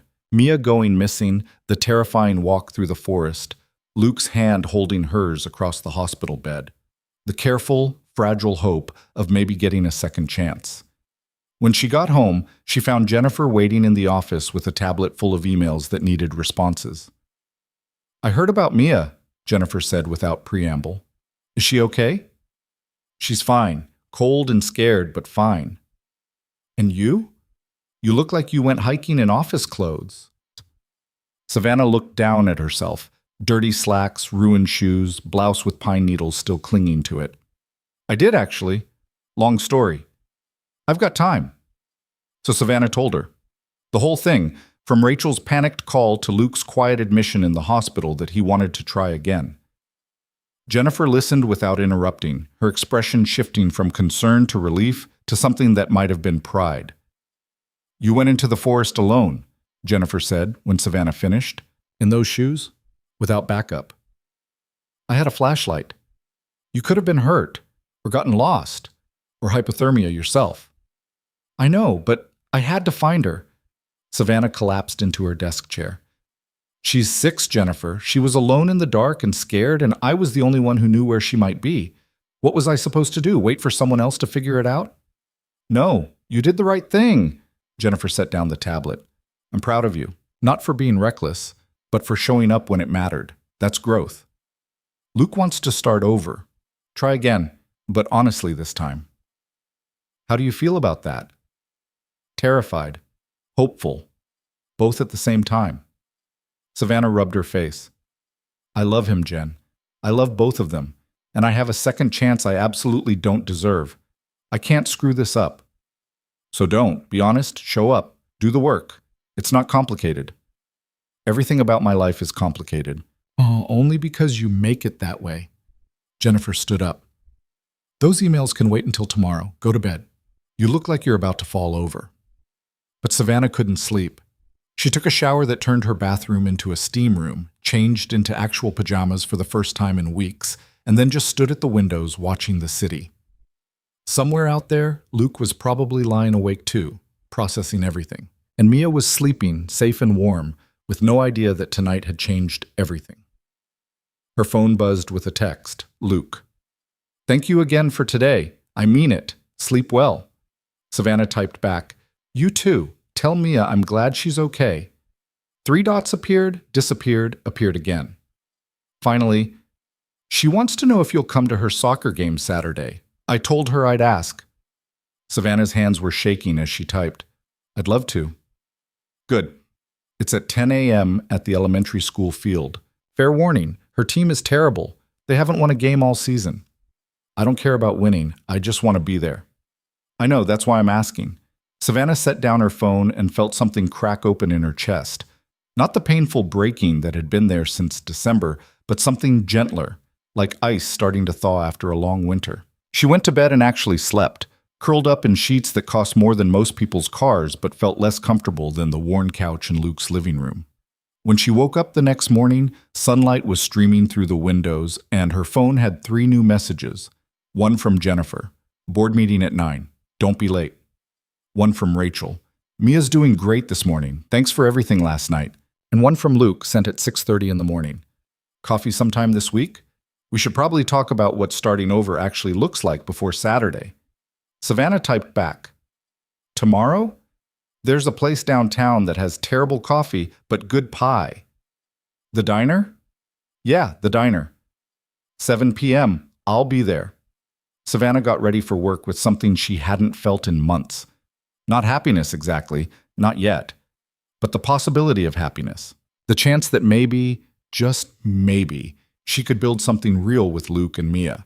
Something that wasn't founded on lies or tests or elaborate deceptions. Just honesty and showing up and doing the hard work of loving people who'd been hurt before. The board meeting was long and tedious, full of quarterly projections and market analysis and discussions about expanding into new sectors. Savannah participated because she had to, but her mind kept drifting to Saturday morning. Mia's soccer game, Luke standing on the sidelines. The three of them together in a way that felt earned this time instead of stolen. When the meeting finally ended, she pulled Jennifer aside. I need you to clear my Saturday morning. You have the investor breakfast, reschedule it. I have somewhere more important to be. Jennifer raised an eyebrow but made a note on her tablet. This is about the mechanic, isn't it? His name is Luke, and yes, it's about him, about his daughter too. Good. It's about time you prioritized your actual life over this company. Reed Technologies is my actual life. No, it's not. It's your job. There's a difference. Jennifer's voice was gentle but firm. You built this company because you're brilliant and driven, and you wanted to prove you could do it on your own. You succeeded. But if you're not careful, you're going to wake up at 50 with $8 billion and nobody to share it with. The words hit harder than they should have. Because Jennifer was right. Savannah had spent so long building her empire, protecting her wealth, testing people to make sure they weren't another Marcus, that she'd forgotten what she was actually working toward. Money was supposed to buy freedom, security, the ability to live life on your own terms. But what was the point if you were living it alone? I'll be at the soccer game Saturday, Savannah said firmly. And if the investors have a problem with that, they can take it up with me directly. Jennifer smiled. There's the Savannah Reed I know. Now go make this right with your mechanic and his kid, and try not to mess it up this time. I'll do my best. That was all she could promise. Her best. Showing up honestly, without masks or tests or elaborate deceptions. It was terrifying and simple, and probably the hardest thing she'd ever attempted. Building a multi-billion-dollar company from scratch felt easier than trying to earn back Luke's trust. But she was going to try anyway, because some things were worth fighting for, even when you'd already lost them once, especially then. The diner looked exactly the same as it had 10 months ago, when Savannah had first walked in wearing that second-hand coat and a name that wasn't hers. Same cracked vinyl booths, same smell of old coffee and bacon grease, same Donna working the evening shift with her tired smile and orthopedic shoes. But everything else was different now. Savannah arrived 10 minutes early because old habits died hard. She slid into the corner booth and ordered coffee she wouldn't drink, hands wrapped around the mug for something to do. Her stomach was in knots. This wasn't a first date anymore. It was harder than that. It was a conversation about whether there could be a second chance and what that would actually mean. Luke walked in at 7 exactly. He spotted her immediately, and something flickered across his face. Recognition, maybe relief, something softer than she'd seen in months. He slid into the seat across from her, and Donna appeared with another mug. Good to see you two back together, Donna said, pouring his coffee. Missed having you here on Sundays. We're working on it, Luke said carefully. After Donna left, silence settled between them. Not comfortable exactly, but not hostile either, just weighted with everything they hadn't said yet. Thanks for meeting me, Savannah started. I'm the one who suggested it. Luke wrapped his hands around his mug the same way he always had. How are you? You looked pretty rough after hauling Mia out of the woods. I'm fine. Sore feet, but fine. How's she doing? Back to normal. Drove me crazy all day yesterday asking questions about hypothermia and frostbite. She wants to do a science project on it now. Luke's mouth twitched. She also asked me approximately 40 times if you're coming to her game on Saturday. I'm planning on it. Unless you don't want me to. I want you to. I told you that. He took a breath. But I think we need to talk about what we're actually doing here before we jump back into Sunday dinners and soccer games. Because Mia is going to assume everything's fixed, and I don't know if it is yet. That's fair. Savannah set down her mug. What do you need from me? To feel like we can try this again? Honesty, complete honesty. No omissions, no half-truths, no protecting me from things you think I can't handle. Luke's voice was steady, but his eyes were serious. I need to know that when you tell me something, it's real, not a version of the truth you think I want to hear. I can do that. Can you? Because I've been thinking about this a lot over the past few months. You didn't just lie about your name and your job, Savannah. You lied about your whole life. Where you lived, what you did every day, how much money you had. You created an entire fake person and lived that lie for 8 months without slipping once. The words stung because they were accurate. I know, and I'm sorry. I can't change what I did, but I can promise I won't do it again. How do I know that? How do I know the next time you get scared or worried about something, you won't just decide it's easier to lie? Luke leaned forward. I'm not trying to be cruel. I'm trying to understand how we move forward when I can't trust my own judgment anymore. I was falling in love with you for 8 months and didn't see through any of it. What does that say about my ability to know when someone's being real with me? Savannah felt tears prick her eyes but blinked them back. I was good at lying because I'd been doing it for 2 years. 23 first dates before you, all of them with a fake identity. I got practiced at it. That doesn't make it right, but it's not about you being gullible or naive. It's about me being a coward. You're not a coward. You are protecting yourself. Same thing sometimes. Savannah forced herself to hold his gaze. I was so scared of being used again that I turned myself into someone else entirely. Someone safe and unthreatening and easy to walk away from if things went wrong. But the problem is that person wasn't real. Sarah Mitchell didn't exist. And when you fell in love with her, I knew I was in trouble because the real me comes with all this baggage. The company, the money, the public scrutiny, the adoptive mother who calls at midnight to criticize my life choices. I never asked for Sarah Mitchell. I would have been fine with Savannah Reed from the beginning. Luke's frustration was showing now. You decided I couldn't handle it without even giving me the choice. You're right, I did, and that was wrong. Savannah's hands were shaking. But I'm asking you to give me that choice now. Choose whether you can forgive me. Choose whether you want to try this for real, knowing who I actually am. Not Sarah, not some fantasy version of a billionaire who has her life together. Just me. Savannah, who runs a tech company and makes terrible decisions when she's scared and apparently can't function without at least 3 cups of coffee in the morning.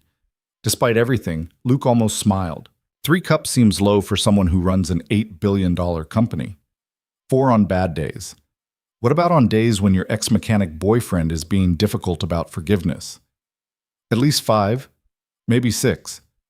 The tension broke slightly. Luke rubbed his face with both hands. I want to trust you again. I do.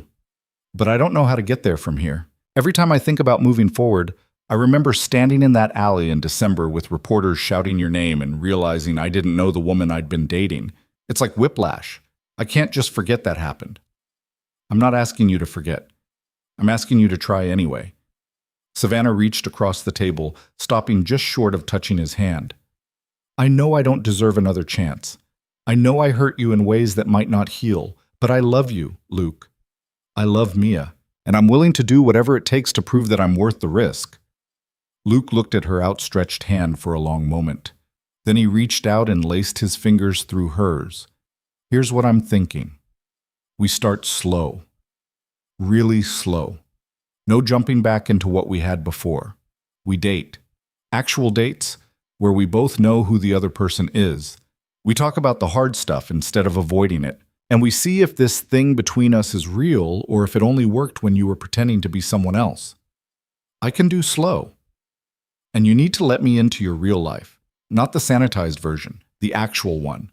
I want to know what your days look like, what you do when you're stressed, how you deal with your assistant and your board, and all the stuff that comes with being who you are. Because if we're going to make this work, I need to understand your world, not just the parts you think I can handle. That's fair? But it goes both ways. You need to tell me when something bothers you instead of shutting down and processing it alone for 2 months. Savannah squeezed his hand. I can't read your mind, Luke. If you're hurt or angry or scared, I need you to say it. I'm not good at that. I know, but you're going to have to try, because I can handle you being mad at me. What I can't handle is you disappearing and leaving me guessing what I did wrong. Luke was quiet for a moment, turning this over. Okay, honesty both ways. We talk about the hard stuff, even when it's uncomfortable. We don't hide things to protect each other, and we go slow. How slow are we talking? I don't know yet. Let's start with Saturday's soccer game and see how that goes. He pulled his hand back and reached for his coffee. And Savannah, I need you to understand something. Mia comes first, always. If at any point this starts to hurt her, or confuse her, or make her feel like she's losing someone again, I'm going to choose her over us. Every time. I would expect nothing less. She should come first. She's a kid. Good. As long as we're clear on that. They talked for another hour about logistics and boundaries and what dating actually meant when one person was a billionaire CEO and the other was a mechanic with a 6-year-old daughter.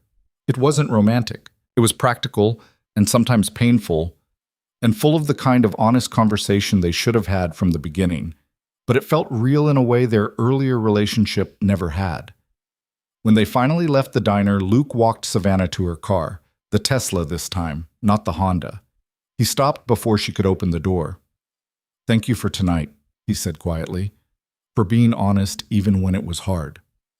Thank you for giving me another chance. We'll see if it works. I'm not making any promises yet. I know. Luke hesitated, then leaned in and kissed her forehead. Quick and careful. Nothing like the way he used to kiss her goodbye. See you Saturday, 10 a.m. Don't be late. I won't be. Savannah drove home with her heart doing complicated things in her chest. It wasn't the sweeping reconciliation she'd fantasized about during those long months of silence, but it was something, a beginning. The chance to build something real instead of something based on lies and tests and fear. The next 3 days crawled by. Work helped. Reed Technologies was in the middle of negotiating a partnership with a European firm that required 14-hour days and calls at 3 a.m. But even buried in contracts and due diligence reports, Savannah found herself thinking about Saturday, about standing on the sidelines of a soccer field, watching Mia play, with Luke beside her for the first time in months. Friday evening, Rachel called. I heard you're coming to the game tomorrow, she said without preamble.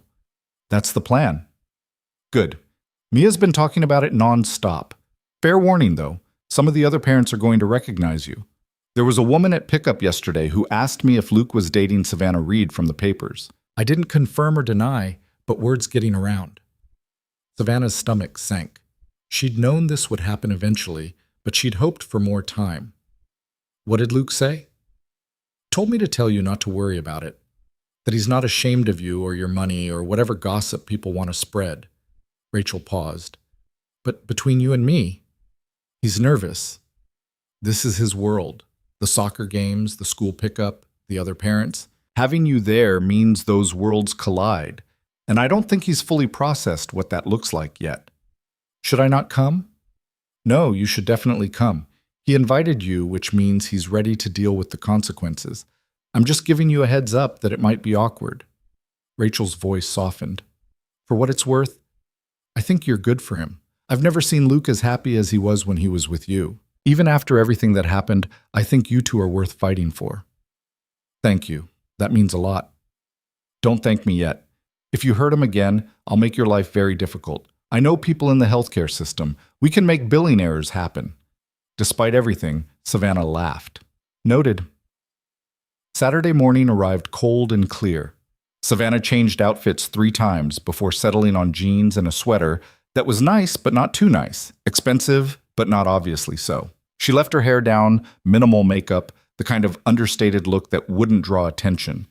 Then she got in the Tesla and told Martin to take her to the elementary school. The soccer field was chaos when she arrived, kids in mismatched jerseys running in every direction, parents clustered in groups with travel mugs of coffee, younger siblings playing on the playground equipment nearby. Savannah spotted Luke immediately. He was standing near the team bench, talking to Mia and another girl about their positions. When Mia saw her, her face lit up. Savannah, you came! Of course I came. I promised, didn't I? Mia ran over and threw her arms around Savannah's waist. The hug was fierce and unselfconscious, and it made Savannah's chest tight. When Mia pulled back, she said, We're going to lose. We always lose. But Coach says it's about having fun and learning teamwork. Coach is right. I know, but it would be nice to win once. Mia's expression turned serious. Are you and my dad back together now? Savannah crouched down to Mia's level. We're figuring things out. It's complicated. That's what Dad said too. Grown-ups always say things are complicated when they don't want to explain. Mia crossed her arms. But you're here, which means something good is happening, right? Right, something good is happening. Okay, I have to go. Game starts in 5 minutes. Watch me score a goal. I'll be watching. Mia ran back to the team huddle, and Savannah stood up to find Luke beside her.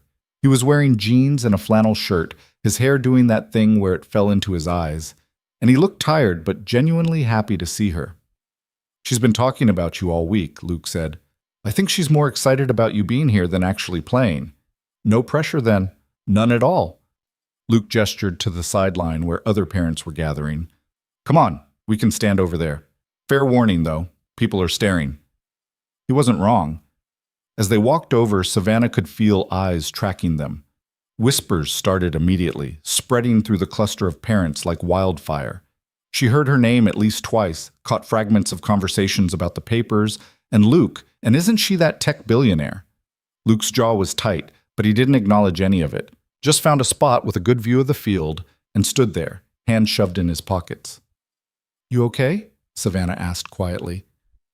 Yeah, just getting used to being the center of attention. Not my favorite feeling. We can leave if you want. No, I invited you here. I'm not going to let other people's gossip run you off.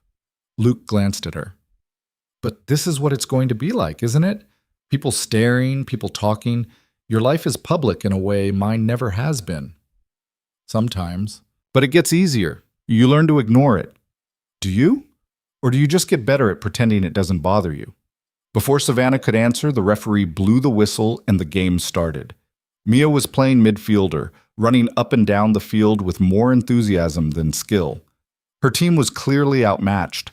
The other side had coordinated plays and a kid who was apparently destined for professional soccer based on how he controlled the ball. But Mia didn't seem to care. She just kept running, kept trying, kept calling encouragement to her teammates. She's got heart, Savannah said. Yeah, she gets that from her mother. Luke's voice was dry. Ashley was a lot of things, but she never gave up on anything. Well, except us. It was the first time Luke had mentioned his ex-wife without bitterness. Just a statement of fact, delivered without emotion. Progress, maybe. The first half ended with Mia's team down 3-0. During the break, Mia ran over for water and to report that she'd almost assisted on a play that didn't materialize because Emily fell down. You're doing great, Luke told her. I'm really not, but it's still fun. Mia took a long drink from her water bottle. Emma's here. She's watching from over there. Savannah followed Mia's gesture and saw a small girl with blonde braids standing with her parents. The same Emma who'd made fun of Mia about not having money for the field trip. The reason Mia had run away to the pond. Have you talked to her? Luke asked carefully. At school. We're not friends anymore, but we're not enemies either. Miss Peterson made us have a conversation about saying mean things. Mia shrugged. Emma said sorry. I said sorry for leaving school and scaring everyone. Now we just don't talk much. That's very mature of you, Savannah said. That's what Ms. Peterson said too. Mia finished her water. I gotta go. Second half's starting. Watch me this time. I'm going to try really hard. She ran back to the field and the game resumed. Luke and Savannah stood in silence, watching the kids chase the ball back and forth. At some point, Luke's hand brushed against Savannah's. She froze, not sure if it was intentional or accidental. Then his fingers laced through hers and squeezed once before letting go. Sorry, he said quietly. Old habit. Don't apologize, I liked it. Yeah? He glanced at her sideways. Even with half the parents here watching? Especially then. Luke's mouth quirked. You're braver than me. Or more reckless. Hard to tell the difference sometimes. The game ended 4-0. Mia's team lost, but nobody seemed particularly upset about it. The kids all lined up to high-five the other team, then clustered around their coach for what looked like a pep talk about effort and improvement. You want to get lunch? Luke asked as parents started dispersing. There's a pizza place Mia likes. Nothing fancy, but the food's good. I'd love to. They ended up at a small restaurant with plastic booths and a jukebox that only played songs from the 80s. Mia ordered pepperoni pizza and proceeded to talk nonstop about the game, analyzing plays and explaining what she would do differently next time. Luke listened with the patient attention of someone who'd been through this routine dozens of times before. Savannah just watched them, this father and daughter who'd let her back into their lives despite every reason not to. The easy affection between them, the way Luke cut Mia's pizza into smaller pieces without being asked, the way Mia unconsciously leaned against his shoulder while she talked. This was what she'd been missing all those months. Not the romance, not even Luke specifically. Just this, the feeling of being part of something that mattered more than quarterly earnings and board meetings. After lunch, they walked Mia to Rachel's car. She was going to spend the afternoon with her cousin. Once she was buckled in and waving goodbye, Luke turned to Savannah. That went better than I expected. The game or lunch? Both, all of it. Luke shifted his weight. I kept waiting for it to feel wrong, having you there. But it didn't. It felt like you belonged. That's good, right? Yeah, it's good. Also terrifying. He smiled slightly. I told you I was going slow. Slow is fine. Slow is good. You want to take a walk? There's a trail near here. Nothing fancy, just a loop through some trees unless you have work. I always have work, but it can wait. Savannah pulled out her phone and texted Jennifer. Cancel my afternoon. I'm busy. The response came back immediately. About time. They walked the trail in comfortable silence, the kind that only happens when people have stopped trying to fill every gap with words. The trees were starting to show the first hints of green, winter finally loosening its grip. Birds called to each other overhead, and somewhere in the distance a dog barked. I've been thinking about what you said, Luke started after a while. About letting you into my real life. I realized I've been doing the same thing you did, just in reverse, keeping you separate from the parts of my world that matter because I was scared you wouldn't fit. Like the soccer games. Like the soccer games. Like my friends from work, my sister, the life I built after Ashley left. I kept you in this box labeled Sunday Girlfriend because it felt safer than integrating you into everything else.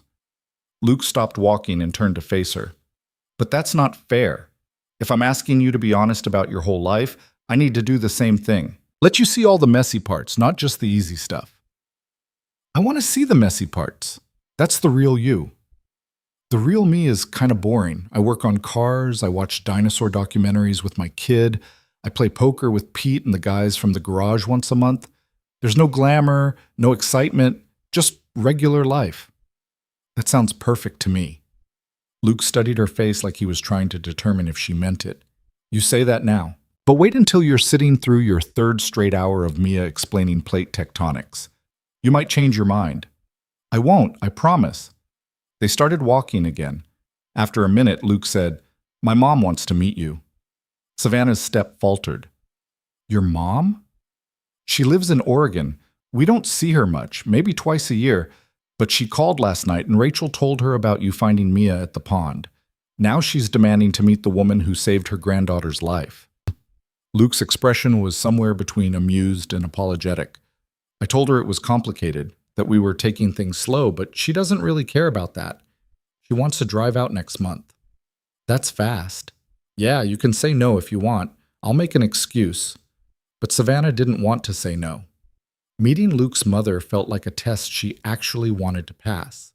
Not because she was trying to prove something, but because it mattered. Because Luke's family was important to him, and if she was going to be part of his life, she needed to be part of all of it. I'll meet her. If you want me to. I want you to. I'm just warning you, my mom doesn't have a filter. She'll ask you about your intentions and your bank account and probably your views on child rearing. She's a lot. I can handle a lot. We'll see. Luke's hand found hers again, and this time he didn't let go. I'm trying here, Savannah, trying to believe this can work. But I need you to understand, if it doesn't, if we try this and it falls apart, I can't do it again. This is my 1 second chance. I don't have a third one in me. I understand, and I'm not going to waste it, I swear. They finished the loop and ended up back at the parking lot where both their cars were waiting. Martin was leaning against the Tesla, reading something on his phone, and when he saw them approaching, he straightened up but didn't comment on the fact that they were holding hands. "I should get back to work," Savannah said reluctantly. "I have a conference call with Tokyo in 2 hours." "On a Saturday?" "International business doesn't take weekends off." "That sounds exhausting." "It is, but it's also what I built, so I can't really complain." Savannah squeezed his hand before letting go. "Thank you for today. For letting me come to the game, for lunch, for the walk, all of it. Thank you for showing up." Luke shoved his hands in his pockets. "Same time next week?" "Mia's got another game. They're playing the team that beat them 8-1 last month, so it should be a real bloodbath." "I'll be there." "Good." He hesitated, then leaned in and kissed her cheek, quick and almost shy, like they were teenagers figuring things out for the first time. "Drive safe." Savannah got in the Tesla and watched Luke walk to his truck. Martin waited until they were on the highway before speaking. "Things seem to be improving, Ms. Reed." "They are. Slowly. But they are." "I'm glad. You've been happier these past few days than I've seen you in months." It was true. The weight that had been sitting on Savannah's chest since December was starting to lift. Not completely.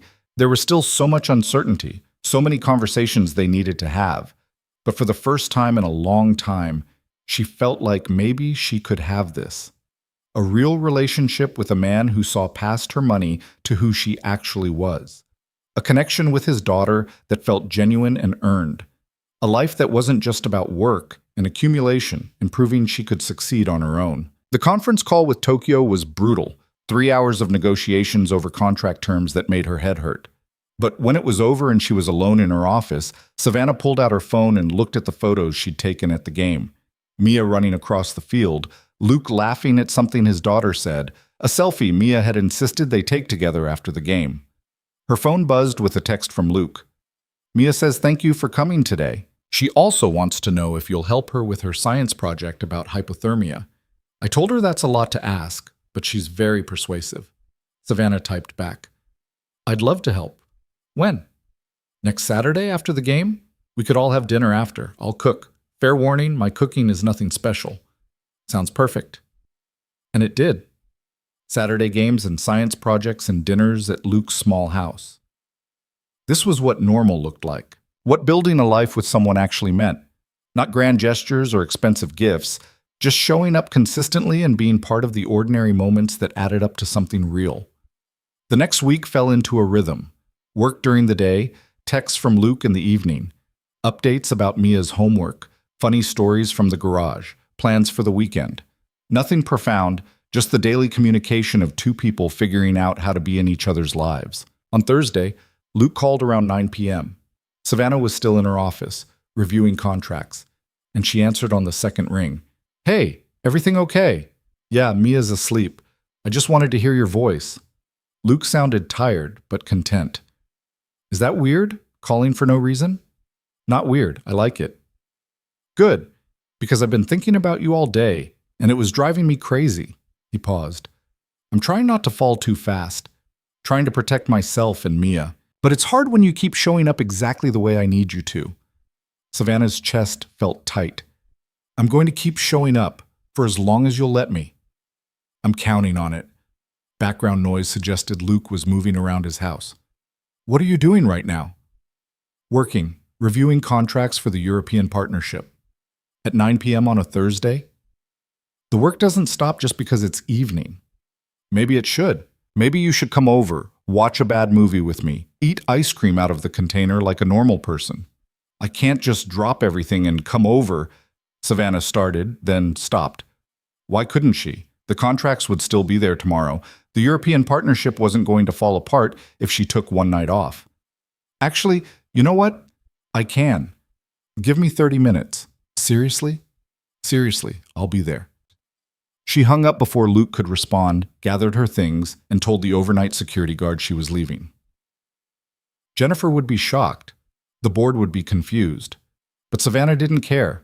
For once, she was choosing her personal life over her professional one, and it felt terrifying and right in equal measure. Luke's house was warm and cluttered when she arrived. He answered the door in sweatpants and a t-shirt, his hair wet from a recent shower, looking more relaxed than she'd ever seen him. "You actually came," he said, stepping aside to let her in. "I said I would." "I know, but I half expected you to text that something urgent came up." "Nothing's more urgent than this," Savannah gestured between them. "Than us figuring this out." Luke smiled and pulled her into a hug. It was the first real one since they'd started over. Not careful or tentative, just warm and solid and real. Savannah buried her face in his shoulder and breathed in the smell of his laundry detergent and the faint grease smell that never quite washed out. "I missed this," Luke said into her hair. "Missed you." "I missed you too. So much." They stood like that for a long moment before Luke pulled back. "Ice cream's in the freezer. Movie selection is terrible, mostly kids' stuff because of Mia, but I think I've got one action movie from 2015 that might be tolerable." "Sounds perfect." They ended up on the couch with a pint of chocolate chip cookie dough ice cream between them, watching a movie neither of them really paid attention to. Savannah's head ended up on Luke's shoulder, somewhere around the 30-minute mark, and his arm draped across her shoulders like it had always belonged there. "This is nice," Luke said quietly. "Just being together without talking about all the heavy stuff. We should do it more often." "Yeah, we should." He kissed the top of her head. "I'm glad you came over. Even if it means those contracts don't get reviewed tonight. They'll get reviewed tomorrow. The world won't end if I take one evening off. Look at you, prioritizing your personal life. I'm a good influence already." Savannah laughed and settled deeper into his side. The movie played on, something exploding on screen while the main character made terrible decisions. But Savannah wasn't watching. She was just existing in this moment. Luke's warmth beside her, the ordinary comfort of his small living room, the feeling that maybe, finally, she was exactly where she was supposed to be. When the movie ended, Luke walked her to the door. "Same time Saturday? Game at 10, science project after, dinner here around 6? I'll be there." "Good." Luke cupped her face in both hands and kissed her. Properly this time. Not careful or hesitant, but full of the feeling they'd both been holding back. When he pulled away, his eyes were soft. "I'm falling for you again. Just thought you should know. I never stopped falling for you, not even when you hated me." "I never hated you. I was just too hurt to see past it." Luke's thumb brushed across her cheek. "But I'm seeing past it now, and I like what I see." Savannah drove home with her heart full and her mind quiet for the first time in months. The penthouse felt less empty that night, the city lights less lonely, because she had something to look forward to now, something real and messy and imperfect and worth fighting for. Saturday came with another soccer game, this one ending 6-1, Mia scoring their only goal off a lucky deflection that had her celebrating like she'd won the World Cup. Afterward, they went back to Luke's house and spent 3 hours helping Mia build a poster board about the effects of cold on the human body, complete with diagrams Savannah drew and statistics. Luke looked up on his phone. Dinner was spaghetti and meatballs that Luke claimed was nothing special but tasted better than half the 5-star restaurants Savannah had been to. They ate in the kitchen because the dining table was covered in Mia's science project, and afterward Mia begged to show Savannah her rock collection. "It's very extensive," Luke warned. "We're talking 70-plus specimens, each with a detailed explanation." "I've got time," Savannah said. She ended up sitting on Mia's bedroom floor for 45 minutes, looking at rocks and minerals while Mia explained their properties with the kind of enthusiasm usually reserved for far more exciting topics. When Mia finally ran out of rocks to show, she said casually, "Are you going to marry my dad?" Savannah nearly choked. "That's a big question." "I know, but I want to know. Because if you are, that means you'll be around forever. And I'd like that." "Mia, your dad and I just started seeing each other again. Marriage is way down the road." "But you love him, right?" "Yes, I do." "And he loves you, I can tell. So why not just get married now?" Mia's logic was bulletproof in the way only a child's could be. "Grown-ups make things too complicated." "You're probably right about that." Savannah smiled. "But even if marriage is a long way off, I'm not going anywhere, I promise." "Good." Mia started putting her rocks back in their labeled containers. "Because you're the best almost stepmom I've ever had. I'm the only almost stepmom you've ever had." Exactly. which makes you the best by default. Luke was waiting in the hallway when Savannah emerged from Mia's room. I heard that last part. Sorry, she's been asking me the same question for days. It's okay. She's just trying to figure out where she stands. We all are. Luke reached for Savannah's hand. For what it's worth, I think about it too. Not marriage specifically, but what it would look like to have you here all the time. Part of our daily life, not just weekend visits. I think about that too. Yeah? Luke pulled her closer. What does it look like in your head? Mornings with terrible coffee, helping with homework, attending every soccer game, even the ones where Mia's team gets destroyed. Building a life that's ours, not just mine or yours. That sounds good to me? Luke kissed her softly. We'll get there. Not today, maybe not even this year, but we'll get there. And for the first time since everything had fallen apart, Savannah believed him. Spring arrived properly in early April, bringing with it longer days and the kind of warmth that made people forget how brutal winter had been. Savannah found herself spending more time at Luke's house than her penthouse, which Jennifer noted with barely concealed satisfaction during their weekly strategy meetings. You've rescheduled 4 board dinners this month, Jennifer said, scrolling through her tablet. The CFO is starting to wonder if you're actually running the company or just phoning it in. I'm still putting in 60-hour weeks. I'm just doing it from different locations. Savannah signed off on a contract without really reading it. And tell Robert if he has concerns about my leadership, he can bring them up at the next board meeting instead of gossiping with my assistant. He didn't gossip. I have excellent sources. Jennifer set down the tablet. I'm not criticizing. I think it's good you're prioritizing your relationship. I'm just making sure you're aware of the optics. Noted. Anything else? Your mother called again, 3rd time this week. Savannah's good mood evaporated. Catherine Reed had been calling constantly since she'd seen photos of Savannah at Mia's soccer game. Photos that some enterprising parent had sold to a tabloid, showing Savannah Reed, Billionaire CEO, standing on the sidelines of an elementary school soccer field holding hands with an unnamed man in flannel. What does she want? To meet Luke. Her exact words were, I need to assess whether this mechanic is after your money or if he's genuinely too stupid to realize what he's landed. Tell her I'm busy. I've been telling her that for 3 weeks. She's threatening to fly out unannounced. Savannah rubbed her temples. Catherine was a force of nature on her best days and absolutely intolerable when she felt ignored. Fine. Set up lunch. Somewhere public so she can't make a scene. You want Luke there? No. This is my mess to handle. Savannah stood up and gathered her things. I'm going to Mia's school program tonight. Her class is doing presentations on their science projects. The hypothermia one you helped with? Yeah, she's been practicing her presentation all week. I promised I'd be there. Jennifer smiled slightly. You're good with her, with both of them. I hope you know that. I'm trying to be. The school cafeteria was packed that evening with parents and siblings and grandparents all crammed onto folding chairs that were definitely not designed for adults. Savannah found Luke near the back, saving her a seat that put them at a terrible angle for actually seeing the presentations. Sorry about the view, Luke said as she sat down. I got here late. Transmission job ran long. It's fine. We can see enough. They sat through presentations on volcanoes, the solar system, plant growth, and recycling before Mia's name was finally called. She walked to the front of the cafeteria with her poster board, looking tiny and nervous in front of all those people. But when she started talking, her voice was clear and confident. Hypothermia is when your body loses heat faster than it can produce it, Mia read from her notes. It's very dangerous and can happen even when it's not super cold outside. The symptoms include shivering, confusion, and tiredness. If someone has hypothermia, you should warm them up slowly and get medical help.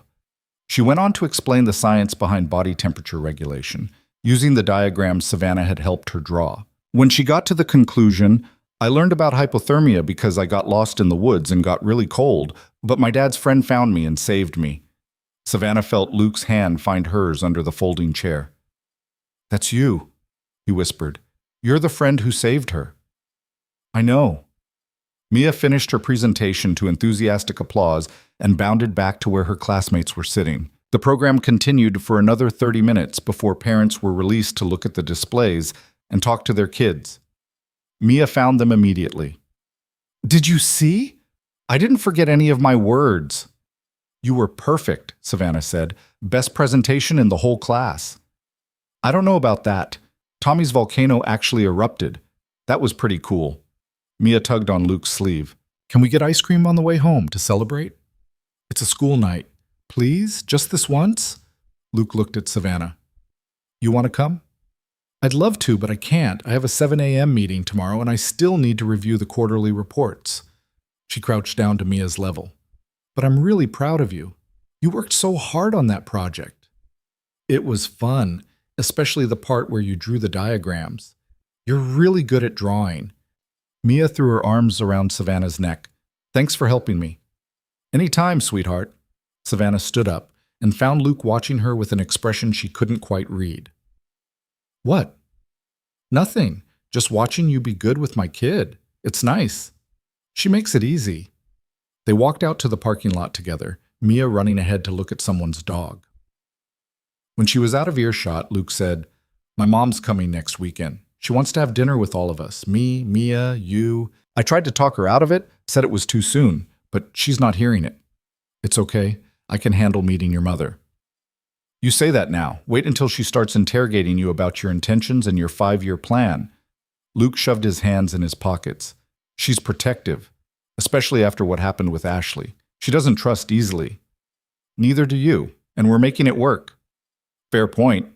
Luke glanced over at Mia, who was now petting the dog enthusiastically. I'm nervous about it, though. My mom meeting you feels like a big step, like we're saying this is serious and long-term. Isn't it? Yeah. But saying it out loud makes it real, and real things can fall apart.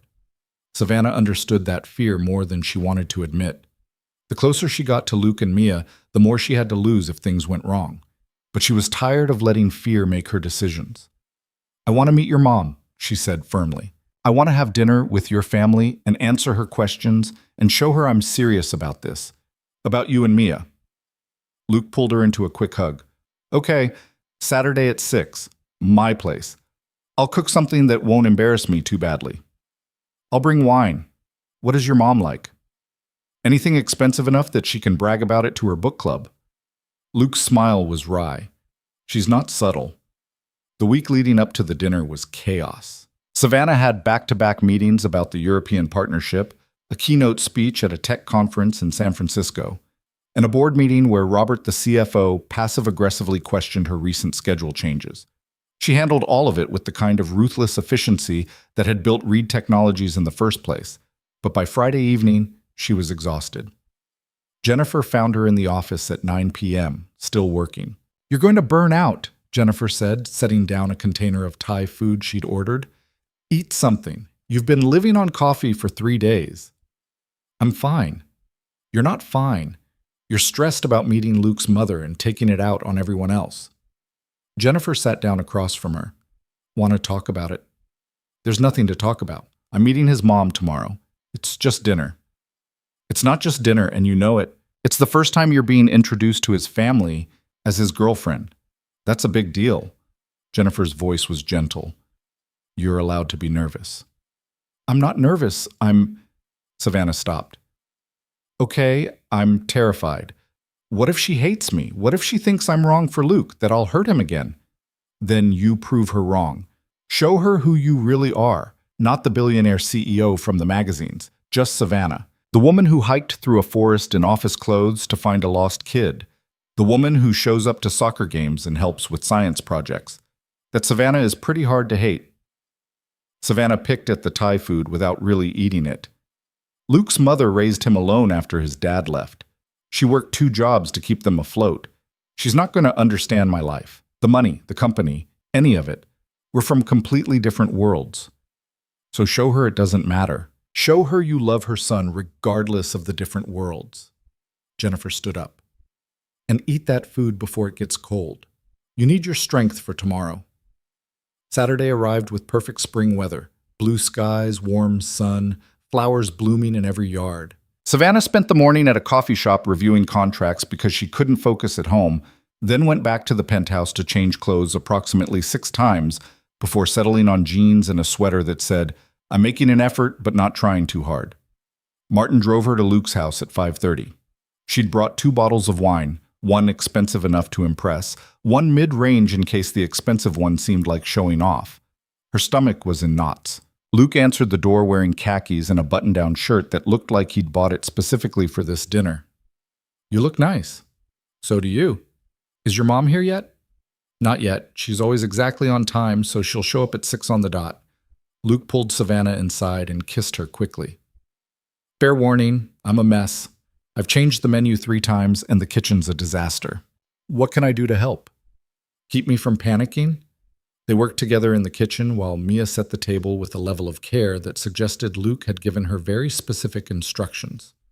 At exactly 6 p.m., a car pulled up outside and Luke's whole body tensed.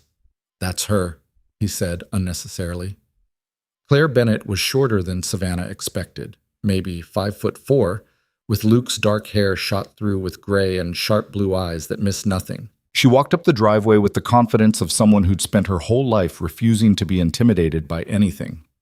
Luke opened the door. "Hey, Mom." "Lucas?"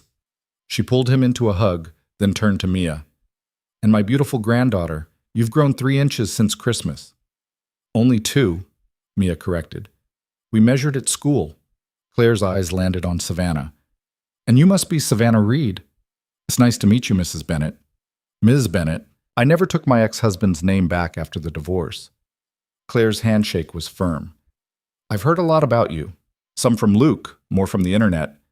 You're even prettier in person than in those tabloid photos." "Mom," Luke started, "I'm just making an observation. Is that wine?" "Good. I could use a glass after the drive out here." Dinner was tense at first, everyone trying too hard to be casual. Claire asked polite questions about Reed Technologies and Savannah's education, while clearly assessing everything from table manners to the wine selection. Mia chatted away about her science project, oblivious to the undercurrents. It wasn't until after Mia excused herself to play that Claire's interrogation really began.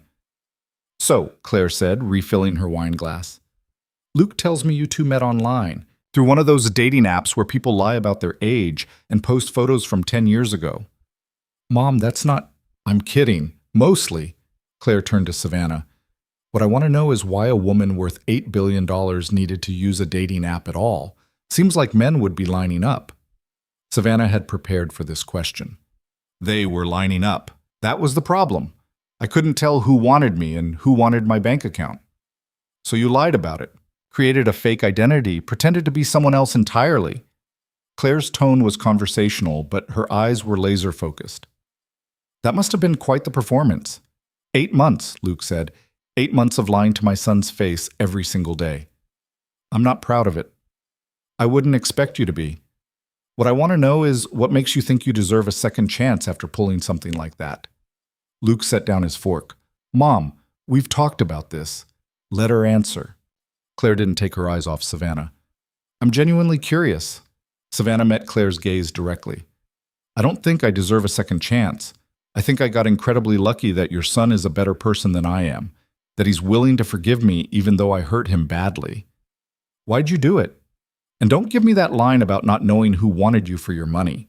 There are other ways to vet people that don't involve sustained deception." "You're right, there are." Savannah's hands were shaking slightly, but she kept her voice steady. "I did it because I was scared. My ex-fiancé told his brother that marrying me was the smartest investment move he'd ever make, and I couldn't handle being seen as a walking dollar sign, so I hid. I created someone safe and unthreatening and easy to walk away from if things went bad." "But things didn't go bad. Luke fell in love with you. He fell in love with Sarah Mitchell, who didn't exist, and when he found out the truth, it broke something between us that I don't know if we'll ever fully repair." Claire considered this. "You hurt my son. You lied to him.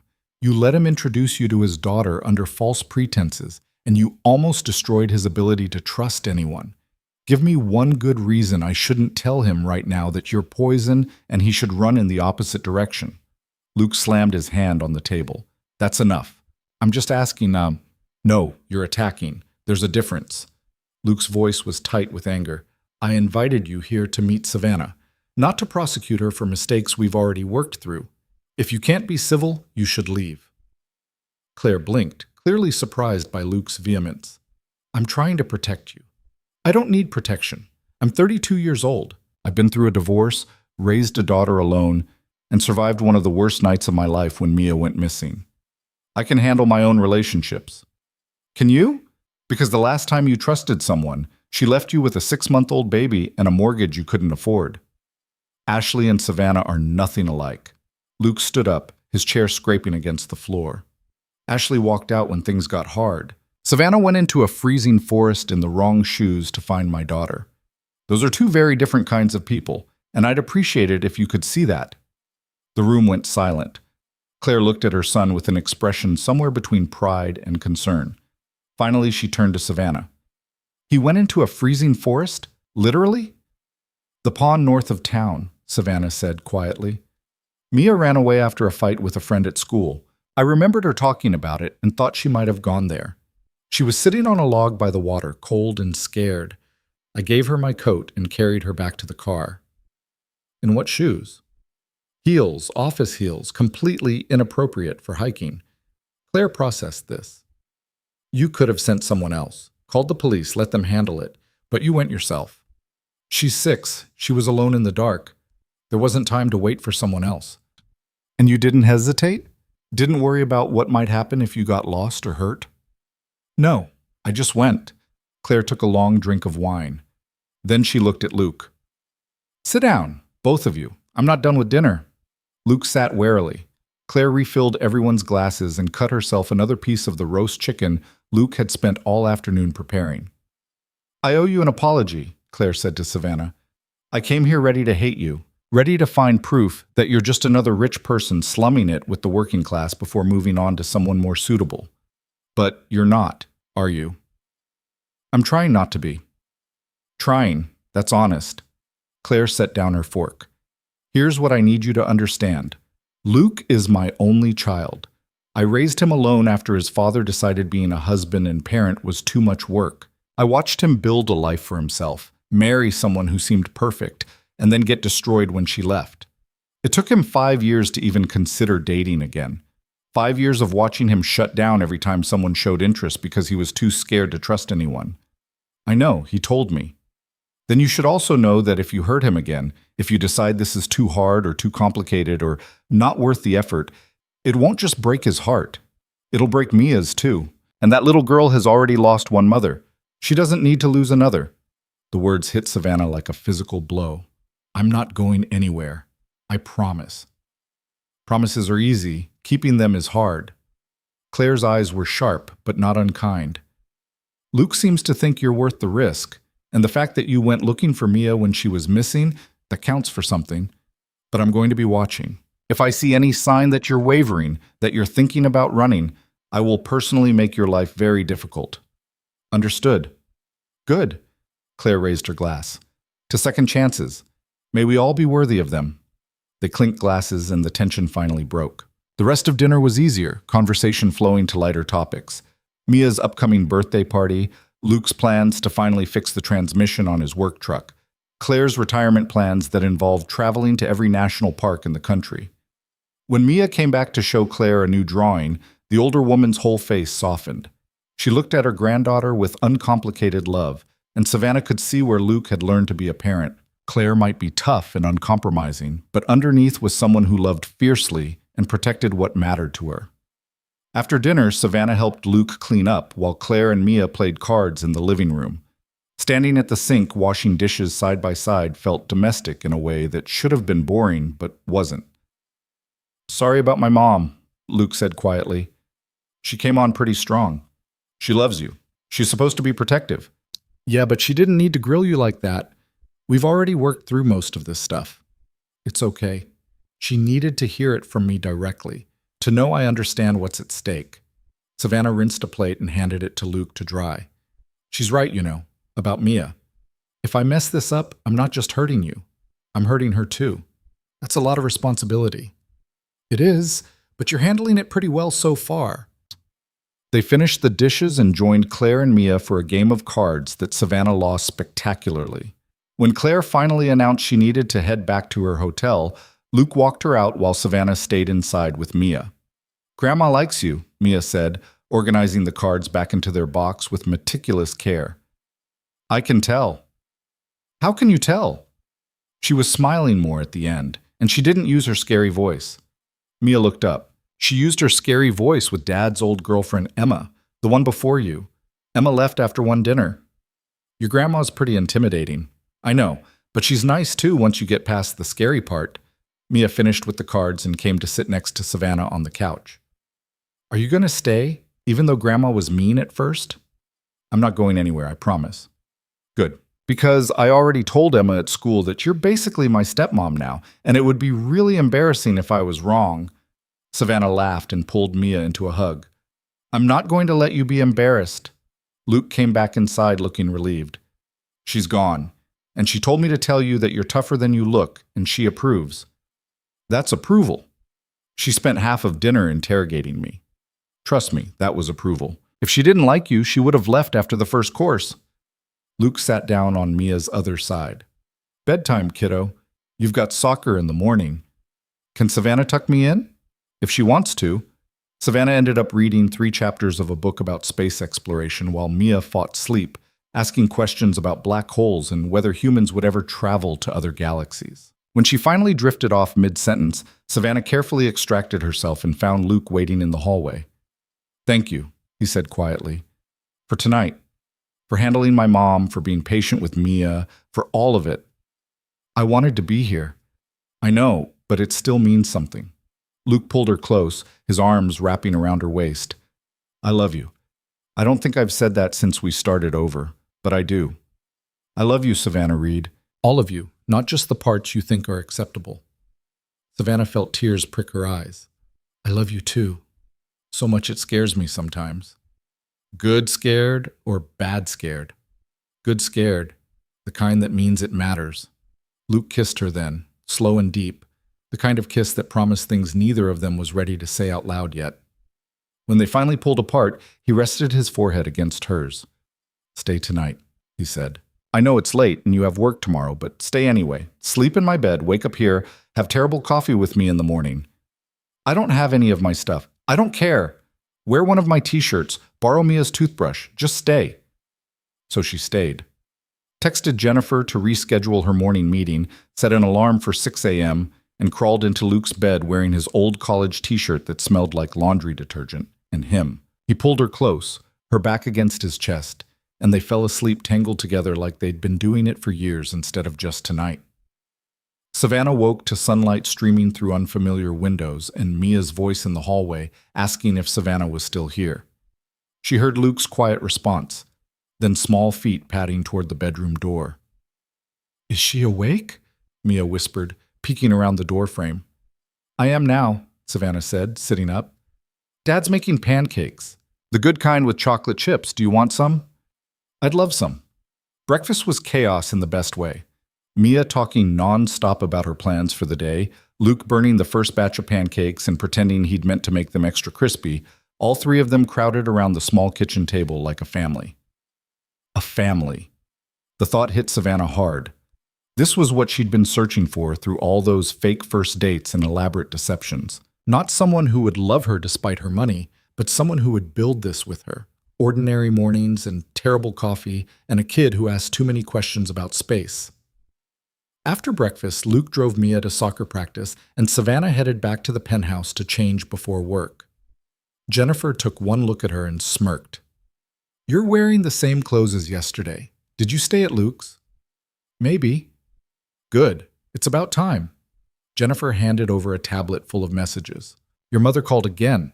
She's demanding to meet Luke. I told her you'd call her back, but she's threatening to show up at the office. Savannah groaned. Set up lunch for Thursday.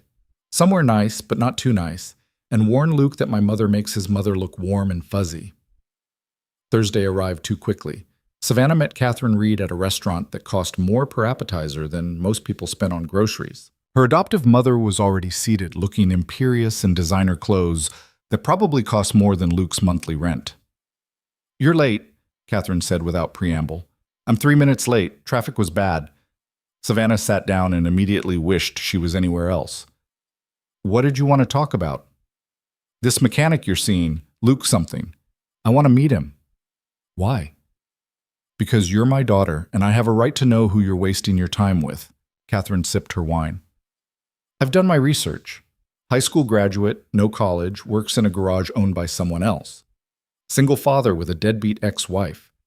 Barely makes $40,000 a year. Should I go on? Please don't. Savannah, you could have anyone, CEOs, entrepreneurs, men with actual prospects. Instead, you're slumming it with someone who will never be able to give you the life you deserve. Savannah set down her menu. Luke gives me exactly the life I deserve. One built on honesty and showing up and caring about things that actually matter. Not board meetings and stock prices and strategic marriages that look good in the society pages.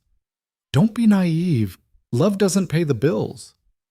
I have $8 billion. The bills are covered. Savannah leaned forward. I know you don't understand this.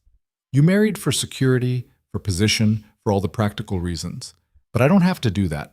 I built my own company, made my own money, earned my own security, which means I get to choose someone for the only reason that matters, because he makes me happy. Catherine's expression was unreadable. You're serious about him. I am. And what happens when the novelty wears off? When you get tired of pretending to be middle class and remember that you have resources he can't even imagine? What happens when his daughter needs braces or college tuition and he can't afford it? Will you just watch them struggle, or will you swoop in with your checkbook and turn him into a kept man?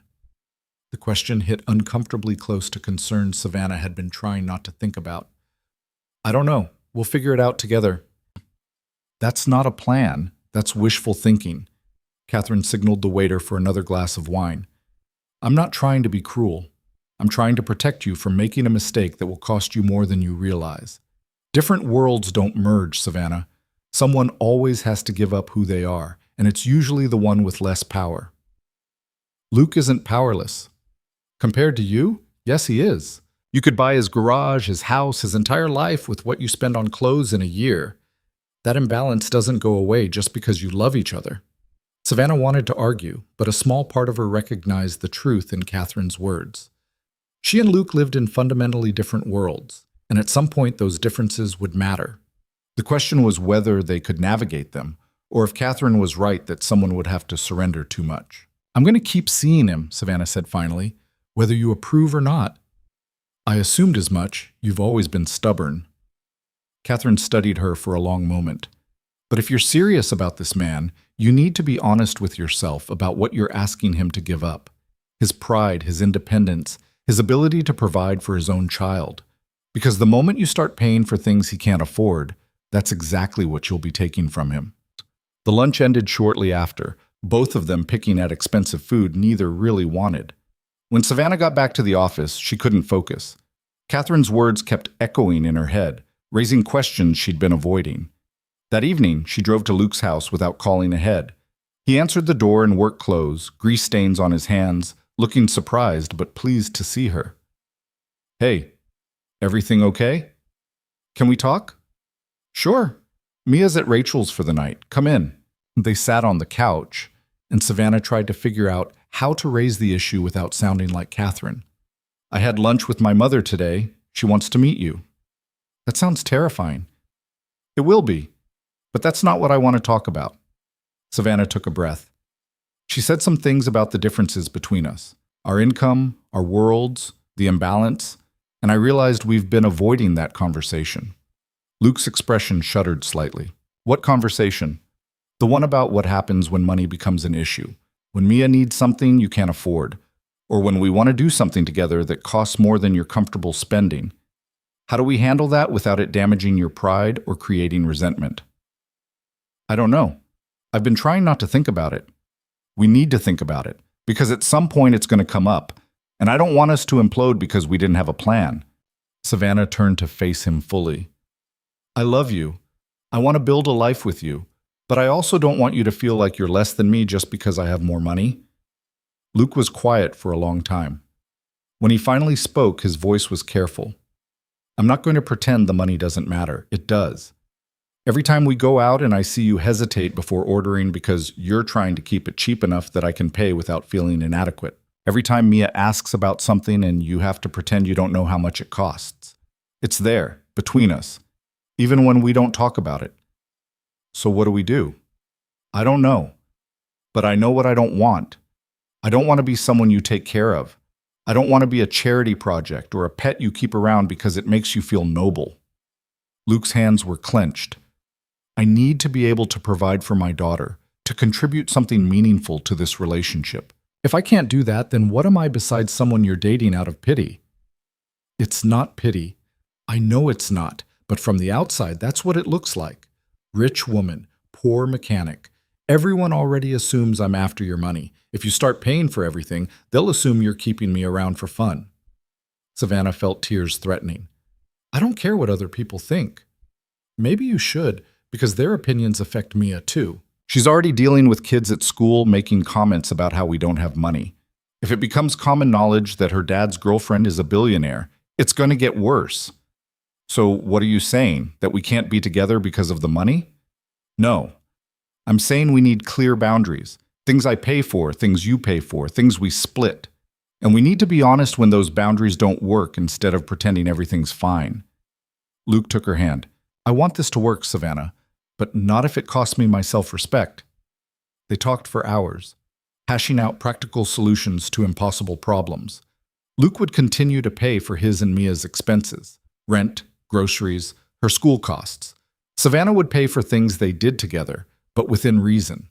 If Mia needed something Luke couldn't afford, they'd discuss it first rather than Savannah just making it appear. It wasn't perfect, but it was honest, which felt like progress. Over the next few weeks, they settled into a rhythm that worked. Savannah started spending most nights at Luke's house, keeping clothes in his closet and toiletries in his bathroom. She attended every soccer game, helped with homework, cooked dinner on nights when Luke had to work late. Slowly, without any formal announcement, she became part of their daily life. Mia's 7th birthday in early May was the first real test of their new boundaries. She wanted a party at the Science Museum, which cost significantly more than Luke had budgeted. I can pay for it, Savannah offered when Luke mentioned the problem. No, we talked about this. It's her birthday, and she wants the museum specifically because we took her there together. Let me do this. Luke's jaw was tight. If you pay, it stops being a gift from me. It becomes a gift from you that I facilitated. What if we split it? You pay for the party room, I'll cover the planetarium show and the cake. That's still you paying for most of it. Then I'll pay for all of it, and you can pay me back slowly. Whatever works for your budget. Savannah reached for his hand. I know this is hard, but Mia wants this specific party, and I can make it happen without any financial stress. Why is that bad? Because it sets a precedent. Next time she wants something expensive, she'll ask you instead of me. And eventually I'll just be the guy who lives here while you provide everything that matters. You're her father. You matter more than any party or present ever could. They compromised. Luke paid for what he could, Savannah covered the rest, and they presented it to Mia as a joint gift. The party was perfect. 15 kids running through the museum, looking at exhibits, watching a show about Mars and the planetarium. Mia was radiant, and when she hugged both of them and said, "This is the best birthday ever," Savannah felt like maybe they were figuring this out. June brought longer days and the end of the school year. Mia's team had improved to the point where they only lost most of their games instead of all of them, which she considered a massive victory. Savannah's company launched the European partnership to excellent reviews, and her stock options vested at a level that made even Jennifer whistle. You're now worth approximately $9.3 billion, Jennifer said, showing Savannah the numbers. Congratulations. You could buy a small country. I don't want a small country. I want dinner with my boyfriend and his daughter. Look at you, having priorities. Jennifer smiled. For what it's worth, I think you've got the balance right now.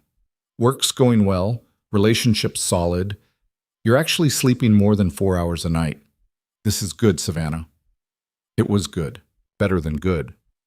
Savannah had stopped waiting for the other shoe to drop, stopped testing whether Luke was really in this or just pretending. They'd found a rhythm that worked, honesty when things were hard, laughter when they were easy, and the kind of partnership that made both of them better.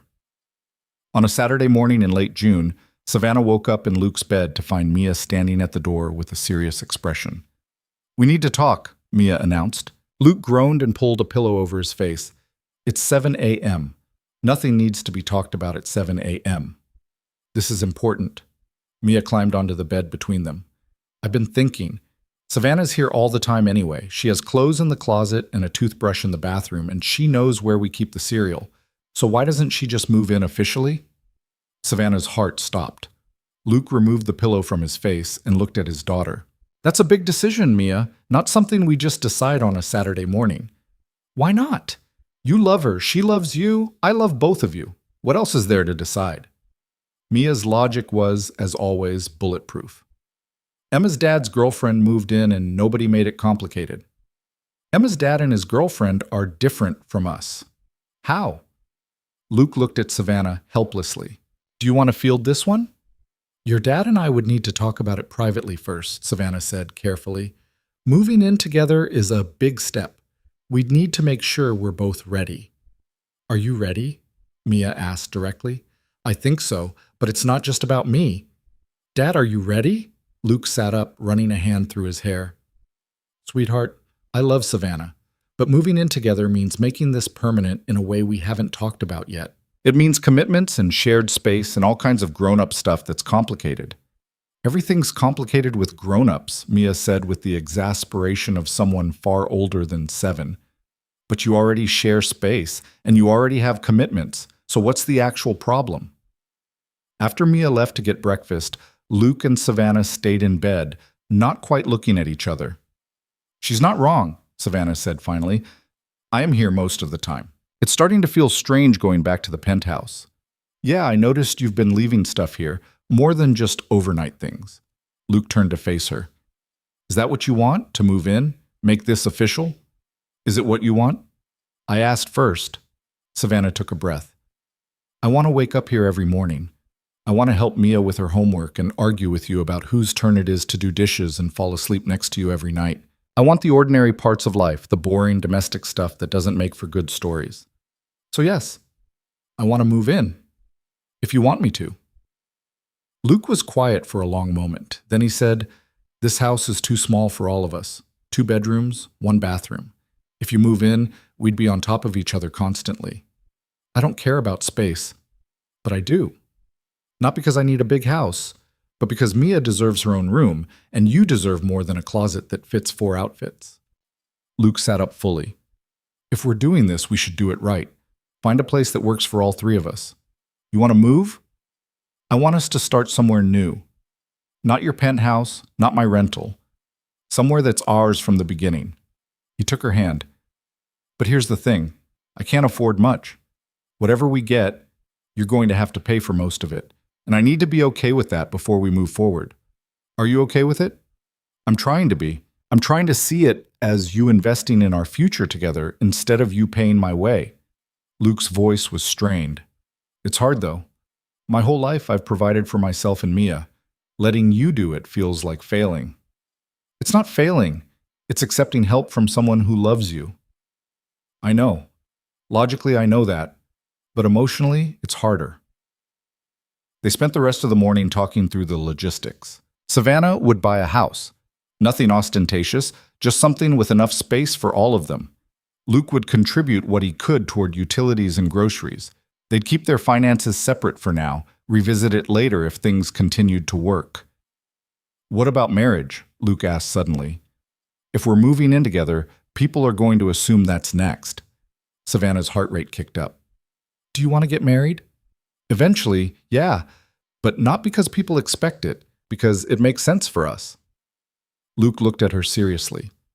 I'm not proposing right now. We've only been dating, really dating, honestly, for a few months. But I want you to know that's where I see this going.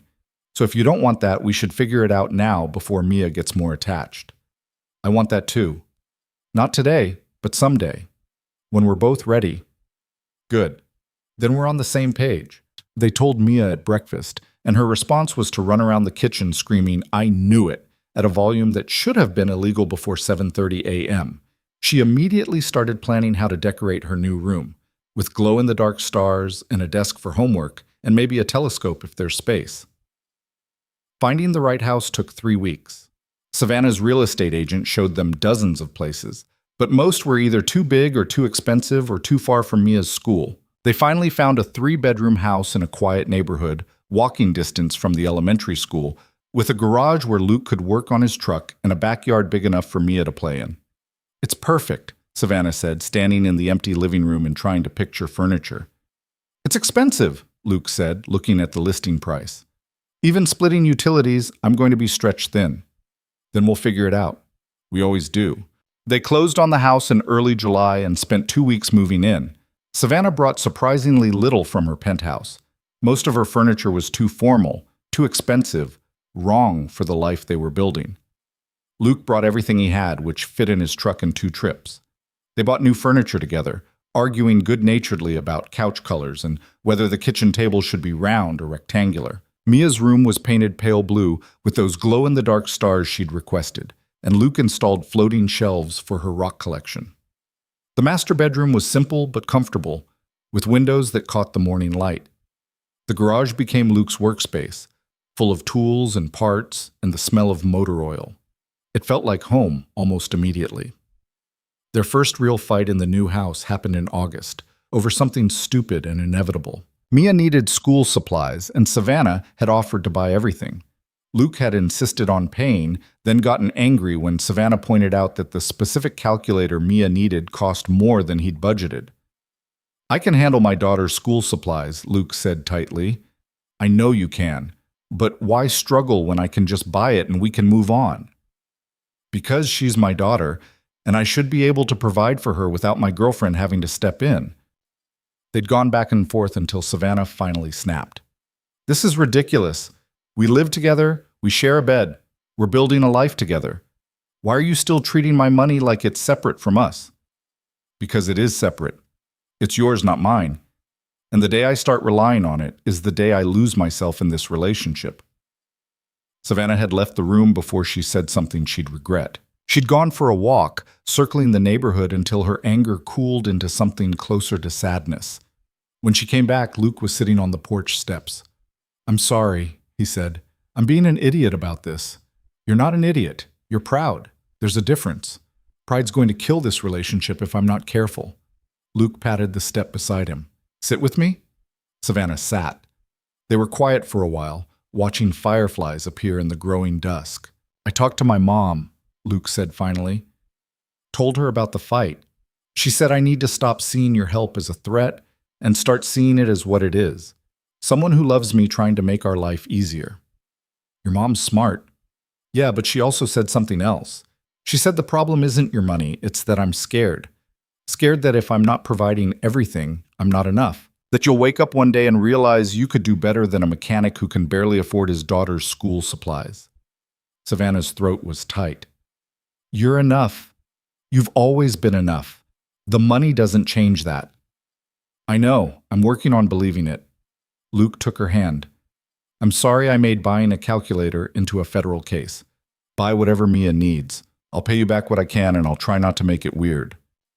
They went inside together and made dinner, moving around the kitchen in the comfortable choreography they'd developed over months. Mia chattered about her upcoming school year, oblivious to the earlier tension. Later, after she was in bed, Luke and Savannah sat on the couch with wine and exhaustion and the feeling that they'd cleared another hurdle. "We're going to keep having versions of this fight," Luke said quietly. "Probably forever. Every time there's a big expense or a major decision, my pride's going to rear its ugly head. Then we'll keep working through it. Together." "Yeah, together." September brought cooler weather and Mia's return to school, now in 2nd grade with a teacher who apparently gave homework designed to torture parents. Luke went back to working longer hours as people prepared their cars for winter. Savannah's company launched a new AI initiative that required travel to Seattle and London and Tokyo. But they made it work. Luke and Mia video called her every night she was gone, Mia reporting on her day in exhaustive detail while Luke just smiled in the background. Savannah came home from each trip, more certain that this was worth protecting, worth fighting for. In October, Catherine Reed finally agreed to have dinner with Luke. Savannah spent the entire day beforehand coaching him on her mother's various triggers and preferences until Luke finally told her to stop. "I'm not going to impress your mother by pretending to be someone I'm not," he said. "If she can't accept that I'm a mechanic who loves her daughter, that's her problem. Just don't mention politics or money or—" "Savannah, stop. I've got this. The dinner was exactly as painful as Savannah had feared. Catherine spent the first course asking Luke pointed questions about his education and career prospects. She raised an eyebrow at his answers, made thinly veiled comments about different worlds and practical considerations, and generally treated the whole evening like a deposition. But Luke held his own. When Catherine asked what he could possibly offer Savannah that she couldn't buy for herself, he'd said calmly, "Honesty, loyalty, a daughter who thinks she hung the moon, and the kind of love that doesn't come with a price tag or an agenda. If that's not enough for you, I understand. But it's enough for Savannah, which is what matters." Catherine had gone quiet after that. The rest of dinner was awkward, but less openly hostile. When they said goodbye in the parking lot, Catherine pulled Savannah aside. "He's stubborn," she said. "I know. And proud. Almost to a fault. I know that too. But he loves you. I can see that." Catherine's expression was unreadable. "I still think this is a mistake. I still think the differences between you will tear this apart eventually, but I can see why you're fighting for it." It wasn't approval exactly, but it was closer than Savannah had expected. November arrived with the first snow, and Mia begged to go to the Mirror Lake to see it frozen. Luke and Savannah took her on a Saturday morning, bundled in proper winter clothes this time, and watched her run across the ice, pointing out animal tracks. "This is where you found her," Luke said quietly, standing at the edge with his arm around Savannah's waist. "Yeah. I never thanked you properly for that. For going into the woods alone. For risking yourself to find her. You thanked me plenty. Not really. I was too focused on being hurt and angry to acknowledge what you did." But Luke pulled her closer. "You saved my daughter's life. You gave me back the most important person in my world. There's no thank you big enough for that. You don't owe me gratitude. I did what anyone would have done. No. You did what someone who loves us would do. There's a difference." They stood there watching Mia explore, and Savannah felt something settle in her chest. A certainty that had been building for months, maybe longer. This was her family now. Not perfect, not without complications, but real and earned, and worth everything she'd gone through to find it. That evening, after Mia was in bed, Luke asked Savannah to come outside. She followed him to the backyard, where he'd set up a blanket and pillows, the kind of makeshift stargazing setup Mia would approve of. "What's this?" Savannah asked. "Sit down. You'll see." She sat, and Luke joined her, both of them lying back to look at the sky. The stars were bright and clear, the kind of night Mia loved. "I've been thinking," Luke said after a while, "about what we're building here, about the future. And I don't want to wait anymore. I don't want to be cautious or take it slow or protect myself from getting hurt." Luke turned onto his side to face her. "I want to marry you, Savannah. I want Mia to have a mother who's actually her mother, not just her dad's girlfriend. I want to build this life officially, legally, completely." Savannah's heart was pounding. "Are you proposing?" "Not yet. I don't have a ring, and I want to do it properly. But I wanted you to know that's where my head is. So you can tell me if I'm moving too fast, or if you need more time, or if—" "Yes." Luke stopped. "Yes?" "Yes, I'll marry you. Whenever you ask properly, the answer is yes." Savannah was crying now, tears running down her face into her hair. "I love you. I love Mia. I want this to be forever. Even with all the complications? The money stuff, the different worlds, my pride that makes everything harder than it needs to be? Especially with all that. Because it means we're real. We're not some fairy tale where everything's perfect. We're two people who screwed up and hurt each other and chose to try anyway. That's worth more than perfect." Luke kissed her then, and they stayed outside until the cold drove them in, planning a future that felt both terrifying and inevitable. Luke proposed properly on Christmas morning, with Mia as a co-conspirator. Savannah woke up to find both of them standing at the foot of the bed, Mia holding a small box and practically vibrating with excitement. "We have a question," Luke said solemnly. Mia opened the box to reveal a simple ring, not huge or ostentatious, but beautiful and perfect. "Will you marry us?" Savannah said yes through tears, and Mia launched herself onto the bed for a hug that nearly knocked all three of them over. Luke slipped the ring on her finger, and it fit perfectly. They got married in April, in the backyard of their house with just close friends and family. Mia was the flower girl, taking her job with utmost seriousness.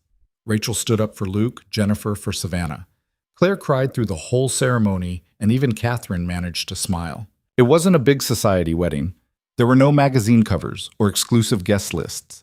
Just 50 people who mattered, good food, and vows they both meant with everything they had. When the officiant pronounced them married, Mia cheered so loudly that everyone laughed. Luke kissed Savannah, and she kissed him back. And somewhere in the crowd, she heard someone taking photos that would probably end up in a tabloid. She didn't care. Let them write whatever they wanted. Let people gossip about the billionaire CEO who married a mechanic. None of it mattered because she had this. Luke's hand in hers, Mia's arms around both their waists, the future stretching out in front of them, full of ordinary moments that added up to everything. The reception lasted until after dark. They danced in the backyard under string lights, Mia spinning between them in her flower girl dress. Savannah's feet hurt from her shoes, and her face hurt from smiling, and she couldn't remember ever being this happy. When the last guest finally left, Luke and Savannah stood in their yard watching Mia chase fireflies. "I can't believe you're my wife," Luke said quietly. "I can't believe you're my husband. It sounds so official." "It is official. You're stuck with me now." "Good. I was planning on sticking around anyway." Mia ran back to them, out of breath and glowing. "Can we go to the farmer's market tomorrow, all three of us together?" "Sure," Luke said. "Why the farmer's market specifically?" "Because I want to show everyone that Savannah's officially my mom now. Emma's going to be so jealous." They walked inside together, the three of them, and Savannah realized this was what she'd been searching for all along. Not someone who would love her without knowing about her money. Not a test she could pass or fail, just a family. Imperfect and complicated and messier than she'd ever imagined. But real. Finally, completely real. The next morning dawned sunny and warm, perfect weather for the farmer's market. They walked there together, Mia between them holding both their hands, pointing out dogs and flowers and everything that caught her attention. People stared. Some recognized Savannah from the papers. Others were just curious about the obvious newlyweds. Luke squeezed her hand when he noticed her tensing. "Ignore them." "I'm trying." "You're doing great. Just keep walking." So she did. Kept walking through the market with her new husband and daughter, buying overpriced vegetables and homemade jam, living the kind of ordinary Saturday that she'd built a whole elaborate deception to find. The irony wasn't lost on her. She'd started this journey by hiding who she was, testing men to see if they could love her without the money. But in the end, the man who'd passed every test was the one who'd loved her. Not despite knowing the truth, but because she'd finally been honest about it. They stopped at a booth selling kettle corn and Mia begged for a bag. Luke bought it without checking the price, which Savannah recognized as progress. Small victories, but they counted. "I'm happy," Mia announced around a mouthful of kettle corn. "Are you guys happy?" "Very happy," Luke said. "The happiest," Savannah agreed. "Good, because I have a lot of questions about black holes, and I need you both to help me figure them out." They walked home through streets lined with spring flowers, Mia chattering about astronomy while Luke and Savannah shared amused glances over her head. When they got back to their house, their home, Savannah stood on the porch for a moment looking at it. Not the biggest house she'd ever owned, not even close, but it was filled with love and laughter and a 7-year-old's endless questions. It was real in a way the penthouse had never been. Luke wrapped his arms around her from behind. "What are you thinking?" "That I spent 2 years looking for something I could have found in 2 weeks if I'd just been honest from the start." "Maybe. Or maybe you needed those 2 years to be ready for this." Luke kissed her temple. "Either way, you found it eventually. We found each other. That's what matters." Mia called from inside, asking if someone could help her set up the telescope she'd finally saved enough to buy. They went in together, leaving the door open to let in the spring air, and Savannah felt the last piece of her old life fall away. She wasn't Sarah Mitchell anymore, the fake identity she'd created to hide behind. But she wasn't just Savannah Reed, the billionaire CEO, either. She was something new, Luke's wife, Mia's mother, part of a family that had chosen her not for what she had, but for who she was when she stopped pretending. It wasn't perfect. They still argued about money sometimes, still had to navigate the differences between their worlds, but they did it together, with honesty and patience and the kind of love that didn't require tests or proof. And that, Savannah thought as she helped Mia adjust the telescope to find Jupiter, was worth more than all the money in the world.